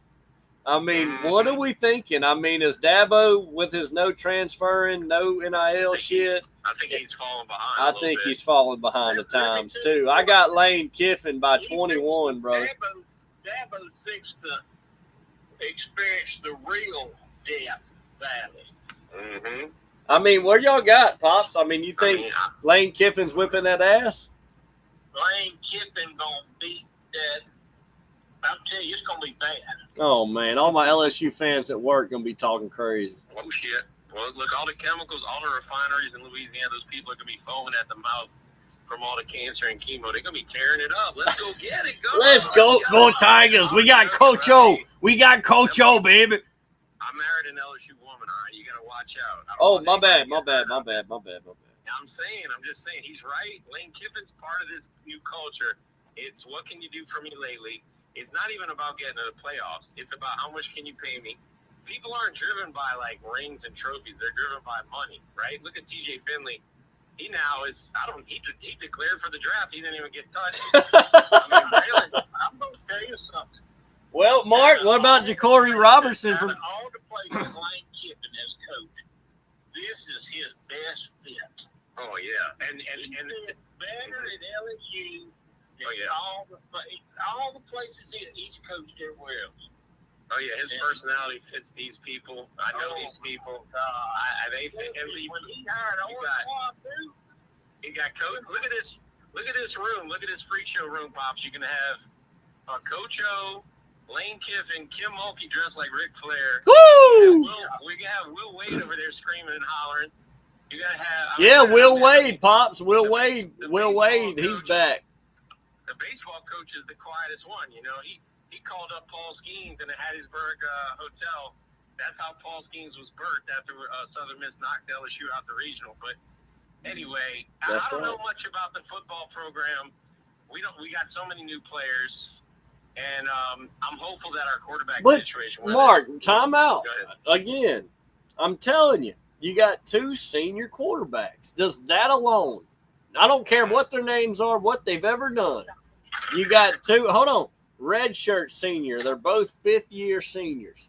That don't do nothing for you? Nothing? You got that went to Northern Illinois. Ethan Hampton. Here's the deal with this guy. And I have to go back with Mark always brings this up. The guy's got experience. Mm-hmm. He has won a big game. He beat Notre Dame. At Notre Dame. Okay, so. And Landry Liddy ain't no joke either. At least since I've been coming on a Sippi show, I think this is the best quarterback as far as experience that y'all have. Mm-hmm. Now we've had issues with the offensive line. Man, y'all hating on Billy Wiles, man. Oh, Billy Oh! At the 4th Street bar, he was. Yeah, we got drunk with Billy Wiles, Pop. He was chasing trim. Yeah, he was all over that trim. He likes the big booties, man. He liked the big booties. He was actually over there at the billiards table. He was cordial to everybody, paying everybody. Yeah, but he had an eye for the big black girls, brother. Like he was. You know what? You remember? If I wasn't married, I wouldn't blame him. Oh, Pop. I don't know, man. Billy Wiles, he was a wild one, brother. But yeah, from Clemson, and I mean, he was like. Who did? You, me? Oh no, I'm good. I mean, yeah, he's a good boy. He's a good little boy. I'm a good boy. I pay all the bills. Yeah. He's one of the kids from the Sandlot, Pop. I'm trying to get on Masholi's level with all that money. You know what I'm saying? Oh no, that's right. Like them money Italians, man. Yeah. He's a good boy from the Sandlot. Hey, Pops, am I right? Money talks and BS walks. That's for real. That's for real, man. Yeah. We're gonna steal your quarterback over here. You understand, as they say in Lafayette, Louisiana. You understand? Oh, the Raging Cajuns. The ULL Raging Cajuns. Mark, I want to get your opinion real quick. I'm not trying. I know you off and on. I don't know. Anyways, I'm gonna get you before you leave. Northern Illinois is joining the Mountain West. I mean, it's Babylon. It's just. But like they've already financially they're losing money. I mean, that's a lot of road tripping, especially when fuel's at whatever price. It don't matter if you're driving or flying. There's gonna, like Pop says, there's gonna be collateral damage. There's gonna be programs that are gonna have to drop down. And I'm not saying Northwestern State a couple years ago, they didn't even field a football team. I know. And I would hate to see this. I'll say this: Southern Miss football, like Don said earlier, 3 to 4 wins, is about, I think, what people are going to project. And I can see that. Number 2, the crowds are going to be deplorably small. They need to do something this summer to incentivize fans to come But we don't back. have a splash nothing. Our coach is dull. Whether he's a good coach or not, Mark, he might be the best coach in the world. But there's no videos. It's not the best thing to do. What? In my good Christian heritage, it's people's business. I shouldn't say this. Mm-hmm. But have a stage Mm-hmm. in the middle of the field on the 50-yard line. Yeah. And sell it just to help the whole program. $20 tickets Mm-hmm. on the field, and get you 5 we'll put you 5 poles up there, and get good looking women. real good stripper girls. Man, you better go on with it, Pop. Oh, hell no. We talking about the Bible Belt, brother. No, Brother James and Brother Conway down the road ain't going to have all that. Then you got Father Harry, you got Father Terry, and you got Father Barry. And all of them fathers, hell no. No. You understand what you talking to, Pop? It's a Bible Belt. They're gonna be pumping in Father Harry, Terry, and Donald Perry ain't going to have all that. All right? And then you got Brother Sherry, Brother Terry, and Brother Barry. They ain't going to have it either, and that's the Southern Baptist congregation. Come on now. Where my people at? Praise Jesus, praise the Lord. I love you, but Jesus loves you more. Hold on. We couldn't even get Art Browse to get an interview because of his scandal, much less, if that couldn't happen, if we couldn't get Art Browse on the Hobson train and he left, I don't see 50-yard line. No, I don't see it, Bob. Hey, it's a good concept. Hey, we would love it, brother. God knows we'd have us a time. We just going, Mark, we just going to the football game, honey. We just going to the football game. Hey, the whole time we at the stripper club in the MM Raw. Here's one, and then it's not against nothing. Mm-hmm. Buy you a decent-sized little carousel. Mm-hmm.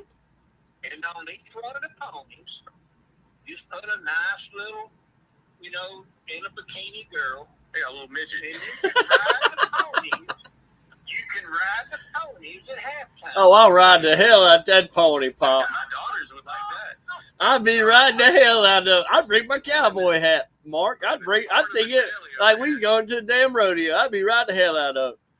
Oh, yeah. Hey, let me be the marketing director for Southern Miss. I'll fill that thing up. I'd miss a whole game over at the doggone carousel for youngins, Wait, let me say this before I forget. We've had, Pops is right. We've had an issue. We need to do something to incentivize attendance at the 6. We have 6 Saturdays a year. Mark, they did do $85 season tickets right now. Okay, that's great. I don't think it's going to move. I don't think it's.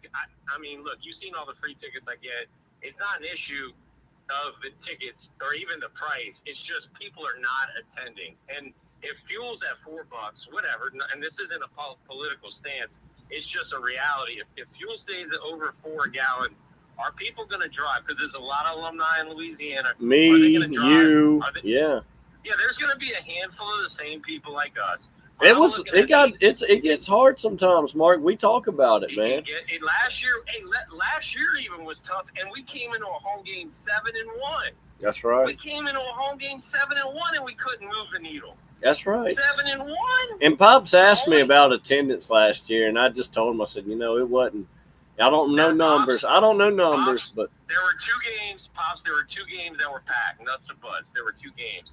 It was the Jackson State game and Mississippi State. That was it. It's always like that, man. It's other Mississippi schools. That's the out-of-towners. Yeah, that's them coming in and buying up tickets. I mean, I don't know what to say, but yeah. I mean, look, I'm gonna wrap this up. I'll try to call later if the show's late enough. Yeah. Go Team USA. That's right. Big Hell game yeah. tonight. It's going to be a hell of a game. I do like the World Cup. Hey, and Mark, Watching. congratulations to Mexico, brother. Hell yeah, they beat South Africa. Well, actually, that's huge. I speak a little Espanol. Hey, piscato.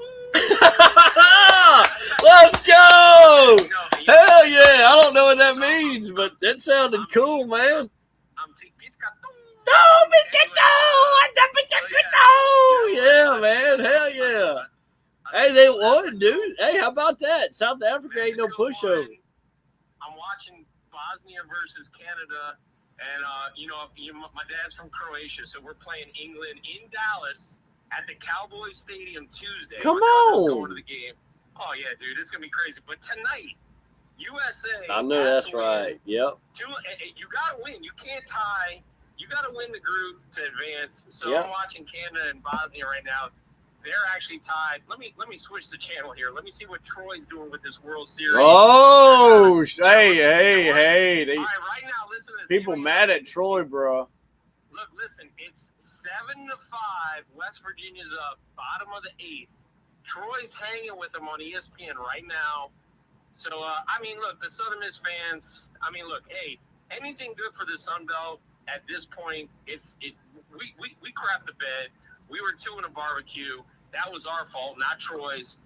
I hope Troy goes all the way. I don't care. I think it'll be good for the Sun Belt. Yeah, let it run. But Mark, right now I got my TV on too, and I got Canada won, and Bosnia won, and it's in the 94th minute. I mean, what happens after they got 6+ minutes? But what happens after 96 minutes? I've actually been to Bosnia, dude. Let me sing you a song, brother. It goes like this. I am from Bosnia, take me to America. I am from Bosnia, take me to America. I'm from Bosnia, take me to America. I'm from the Bosnia. Hey, I like that shit, bro. I like it. Pops, how you feel about that? I'm from Bosnia, take me to America. Pops, where you at? I want to see Statue of Liberty. Come on, let's go. Fuck yeah, man. I'm with this shit. Let's go. Pops. We're learning culture, baby. Pops, are you with us? But, hey, Pops is like, what the hell is he talking about? He's about that Miami, like, I'm still trying to figure out how I'm going to get the carousel to the 50. Yeah. Let's go. I can get you the midgets now, over there and slide out. I want to do... Hey, Mark, when we talk about that Bosnia, welcome to America, I want to do the crossed arm dance where you're like hiking your feet up. Like, I want to be in a line with the Sippi squad, like next to you and Don and Pops, and I want to be like kicking our legs, like, welcome to America. Pops, you remember Balky Bartadamus and all that stuff on TV? Little Balky, he might be from Bosnia. I don't even know, dude. But anyway, I'll say this. Look, Miami reloaded. Miami's got money. Yo, Indiana's got money. Indiana football, that's all New Yorkers from Long Island. I worked 8 years in New York. Yeah, they got a pretty high skill level team coming back, man, that they reloaded with. But it just shows, like, they ain't good without money, man. That's what I want to say. They ain't good without the damn money. That's the rules, man. But they can't recruit without money. That's the rules in and out of football. I mean, you got kids. I got kids. You know, it was already happening. Now it's just legal, mm-hmm. and on a bigger scale. Mm-hmm. And the good boy schools are doing it. Now, see, when places like Ohio State and Michigan, Alabama, Clemson, their hands are dirty. Miami. Wait, so that's the game. The game ended. They tied. They've been money coming under the table to all those universities, and that's how come they stayed on they go, because they made the network so much money. I mean, think about it now. You got to be real. They was making the network so much money. That's why there was very, very little scandals. And, I mean, the only reason Miami got in trouble was because, my God, they're in Miami. You got everybody, you know, what they were doing was in the wide open. The players was, you know, just out with freaking on yachts and The Catholics versus the convicts. traveling around in brand new cars and all this stuff all the time, right out in the public and toting guns and on the sidelines with cell phones. And, Oh, Pop. Hey, Pop. I didn't even bring it up. I wrote it down. Never even brought it up on the show. John Summerall at Florida. Why is he not getting anything that Lane's getting? So Lane Kiffin's all over the media. He's all over ESPN. He's all over the place. Lane Kiffin. Hold on, guy. Hold on now. Where's John Summerall? John Summerall's going to Florida, and you ain't hearing nothing. Lane Kiffin is a guy you love to hate. He's the Christian Laettner of coaching. All right. What's your thoughts on John Summerall, Pop? Well, I really don't have a lot of thoughts on him. I don't think he's going to be. Don't look at Florida winning the SEC anytime soon. That's all I'll say. At Troy, he dominated. At Tulane, he dominated. He's good. He's pretty good. I think this is not no damn. Listen to me. This is not no damn Billy Napier. Okay. Oh yeah, he's a lot. This is a hard no. He reminds me of the Lions coach, Mark. Mark, who's the Lions coach? Florida ain't got Texas A&M money. Florida ain't got LSU money. Florida ain't got Texas. Anyways, John Summerall is like the Lions. Dan Campbell, the Lions coach. He's a hard-nosed coach. He knows no nonsense. He's defense. He's a badass. And I'd be scared as shit to be under him being coached by him. But also, he wins everywhere he goes. This man wins. I think he does well at Florida. And I think that not getting any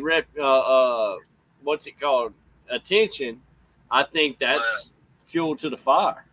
I feel the same way about Florida as I do Florida State. I don't want them to win a freaking ball game. Well, Florida State, I don't think Florida State got anything going, Pop. I mean, you ain't got to worry about Florida State. No, I'm just saying, But Florida got something going. You hear me? I'm happy with Miami being a state champion. You know what I mean? I understand that. Beating Florida State. Hey, and now UCF. Got to watch UCF now. South Florida. And let me say this about Summerall real quick, if you don't mind. Go ahead. I think seeing him at Tulane, like you said, at Troy, he reminds me of Huff. Because ask yourself this as a Southern Miss fan. You answer this, Sippi. You answer this, Pops. What led all those players to come follow Huff from West Virginia, and a lot of them aren't even from West Virginia, to Hattiesburg, Mississippi? That's right. And overwhelmingly, he did that. And what does that have to do with Summerall? Summerall has a similar personality where his guys really, really, really get behind him, like Huff. They follow the coach, not the school. Yeah. And this was an anomaly to me. What happened last year? We won 7 games. Obviously, the last 3 games, we would have won just one. But they were checked out. We know that. Oh, yeah. No, he was already looking at Memphis. We knew what was going to happen. Memphis has the FedEx money, and they got Brian Kelly and Huff, blah, blah, blah. Memphis has money. They got that FedEx money.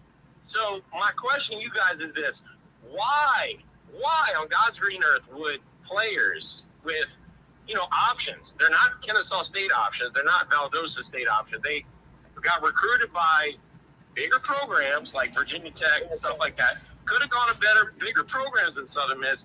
Why did they follow him to Southern Miss? It wasn't for the money.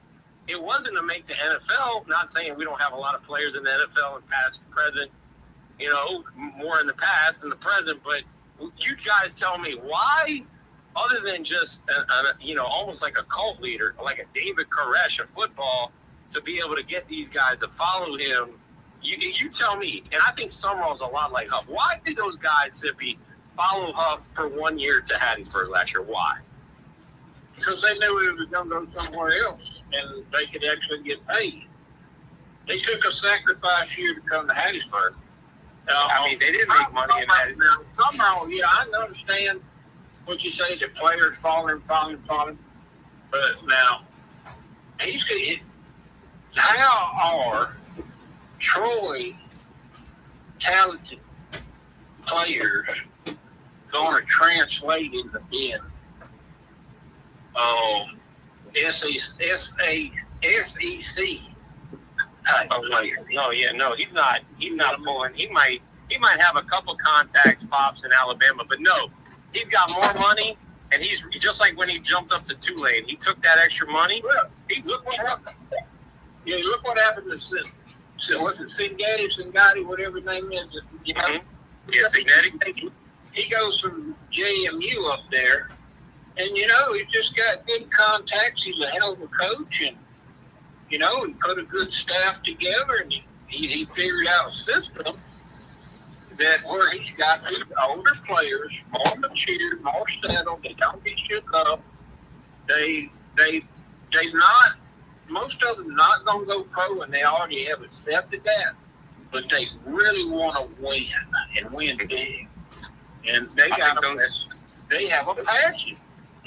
Those are guys that have a passion for the game, and they're willing to do anything. You know, they're willing to cut their veins, and bleed out to win that national championship. That's what they did.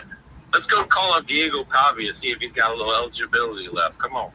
Oh! Where's he at? UFL? And honestly, I told y'all, I love Braylon Braggs and all he did for us, but with his throwing arm and all that, he's a UFL quarterback at best. I know people were hyping up this and that. I just remember I remember Forrest said he was going to go in the draft, but he didn't. I mean, his dad told us Pittsburgh was sniffing on him, but that was like in September, and that's great, but that's not reality. I mean, look, Garrett Nussmeier, who had an injury, but he was a top 10 level preseason caliber prospect. He fell to the 7th round, and he's going to back Mahomes. He was a 7th round pick. Hey, he'll be good. He'll be good in KC. Him, Justin Fields, and Patrick Mahomes. He's going to make that team. 100%. He's going to be healthy. Hey, Patrick said he's doing good too. So I was like, Oh, Nussmeier has a big arm, but just think about that. Quantify that in your head. If Nussmeier could fall to the 7th round, do you think a guy who kind of had a pretty good year, who doesn't have the best throwing motion, who runs the ball a lot, is going to be drafted? And that's what happened. I mean, TJ Finley has more skins on the wall.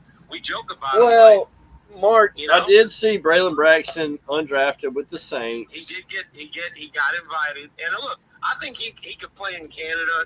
He could play in the UFL. Yeah, he's good. Give him a couple more years. I hadn't checked on Pavia. If he's in the USFL, one thing about Pavia, he's a leader. He is a leader. Scrappy. And he wants to win. He leads out front, and he motivates his team, and they just didn't wait to get on the field. But I'll back you up on that, Pops. I mean, the teams he plays on, they want to win. They're not worried about nothing else. They just want to win. Yeah. They were pissing blood for him.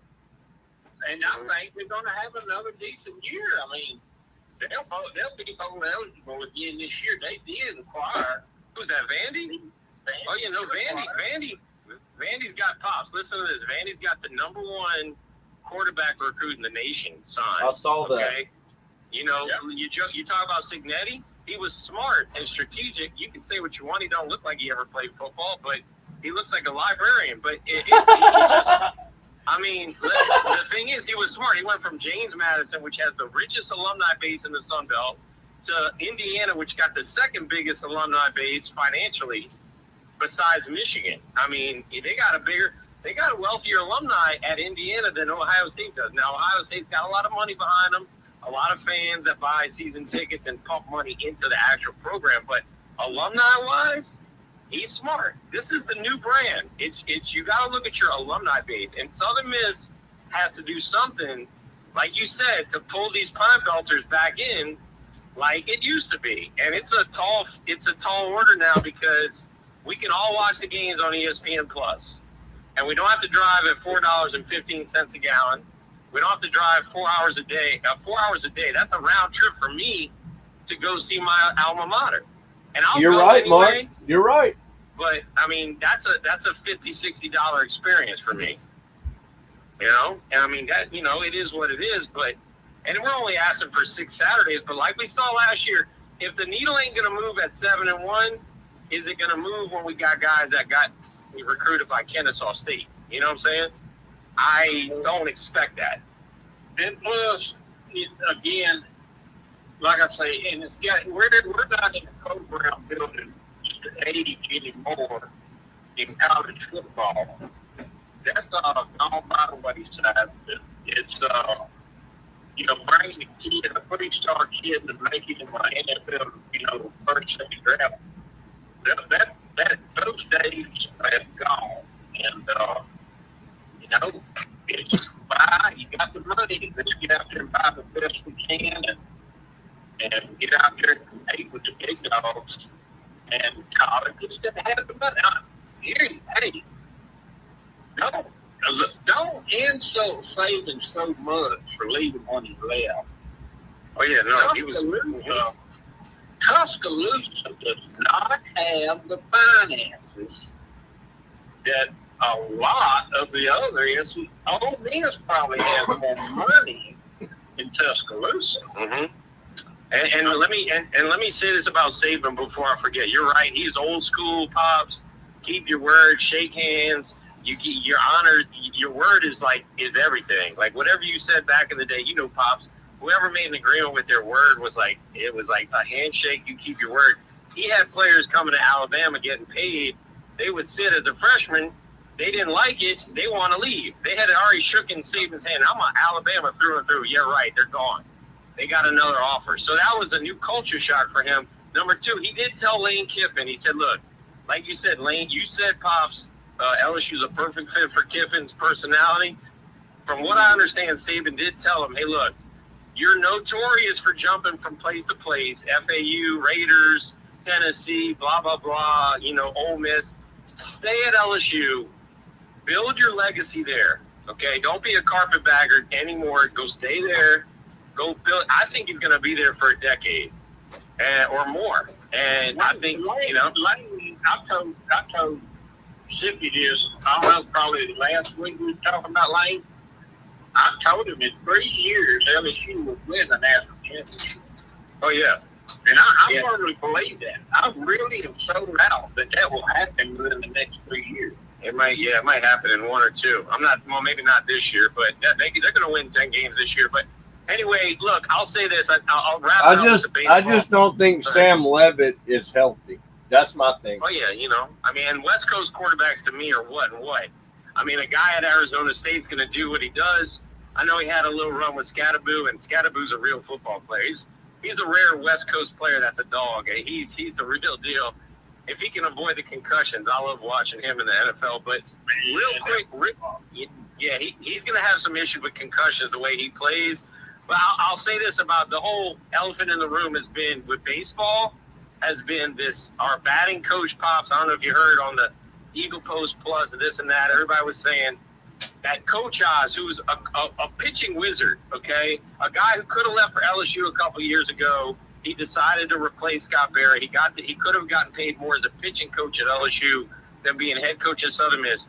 He took less money, and we've been able, with his skill set in place, we've basically been able to carry the same baton Scott Barrett had, winning 40 games a year. The issue is he's kind of attached at the hip to Rusty, this Creole guy, this batting coach, and our bats have gone dead when it matters.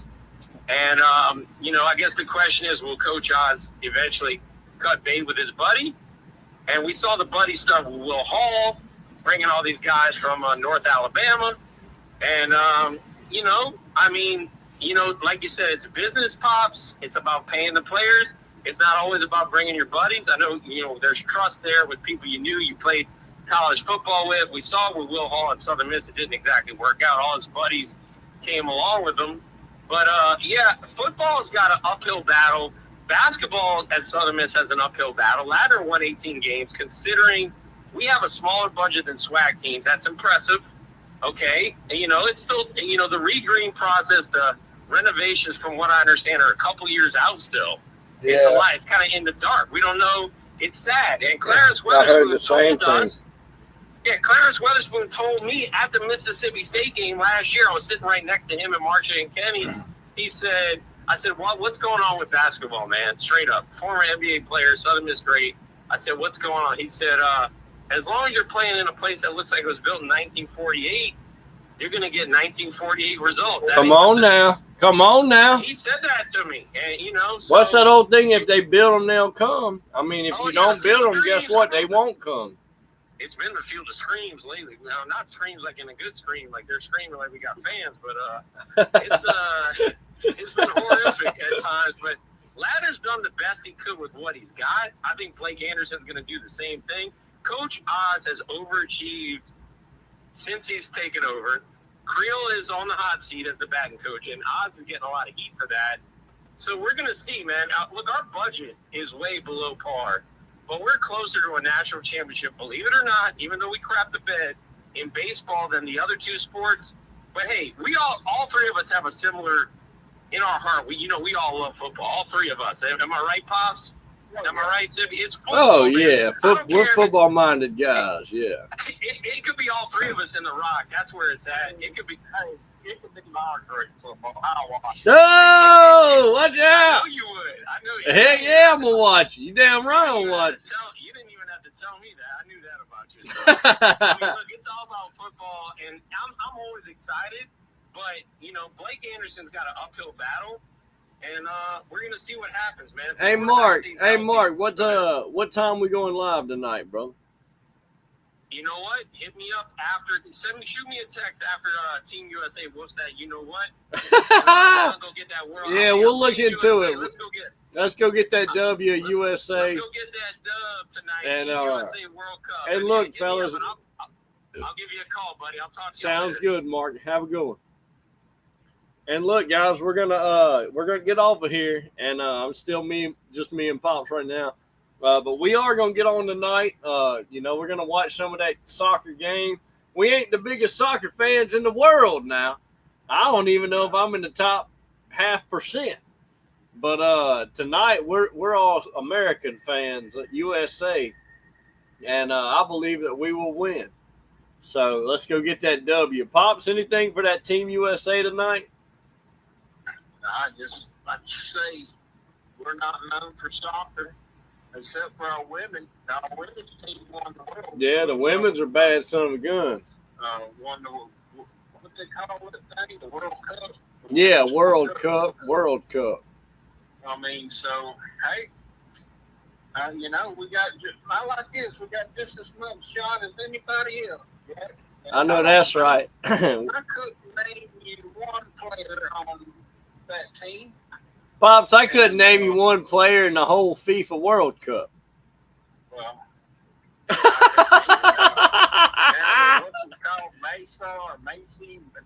oh yeah. If Messi's in it, yeah, we know Messi, we know Ronaldo, but I don't know if they're, we ain't, like I said, I ain't for sure they're in all this.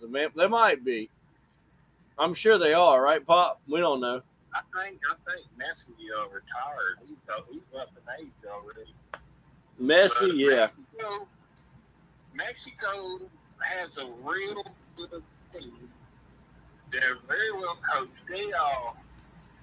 I think it was a couple World Cups ago they went to the quarterfinals. One of their coaches is the goalie that went with that team to the quarterfinal. One of the best goalies I ever watched. I watched Mexico in almost every one of those games. And the guys was a phenomenal. Pops, they got a kid. Have you heard of this kid Mexico fielded? He's a 17-year-old kid, man. Yeah, and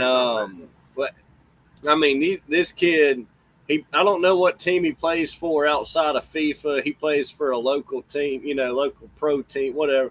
But they said he's 17 years old and, played his ass off against South Africa. And that ain't no team. That ain't a pushover. It ain't like, damn playing Fiji or something. Fiji ain't that good at soccer. But, hey, don't get Fiji on a bad day at rugby. They'll whip that ass. Hey, what's going on, Daniel Barry? Brother, hey, like I said, I ain't done a show in forever, so I ain't seen y'all in forever. What's good, everybody? Happy Friday. That's right.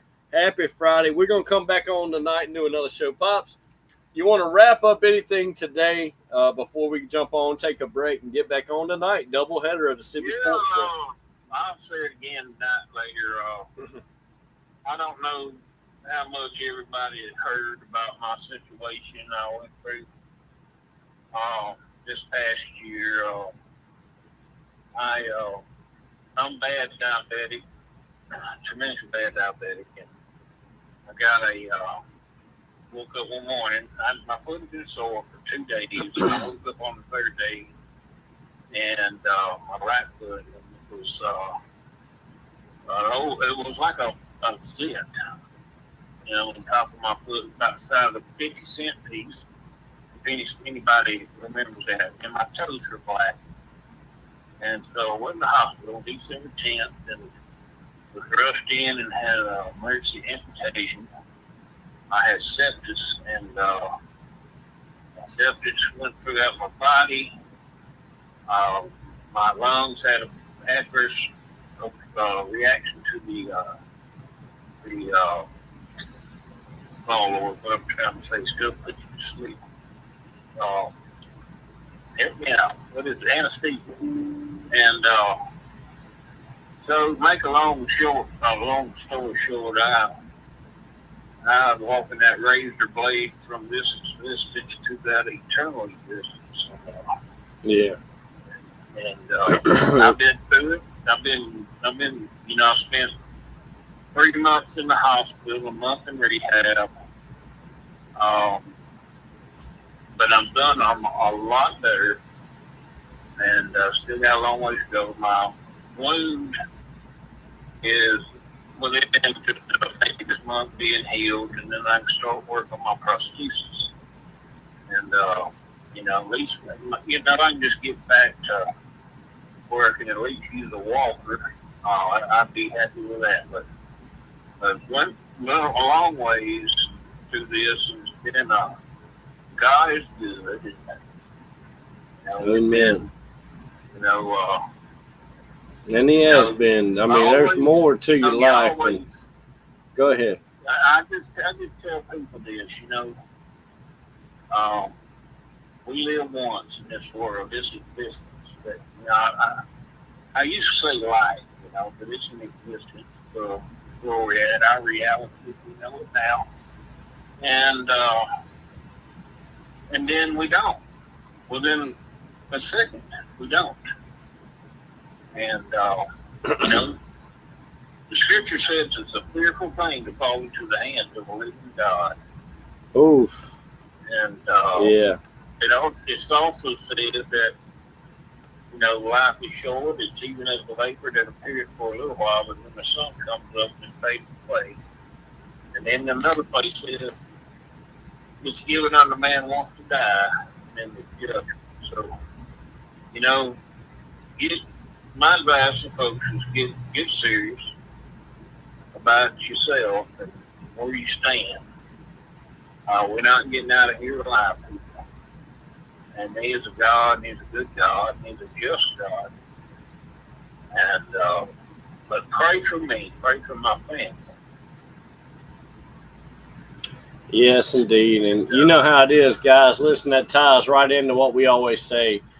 Take care of your health, take care of your soul, get right with the Lord. And I love you, but Jesus loves you more. You see how I did that, Pops?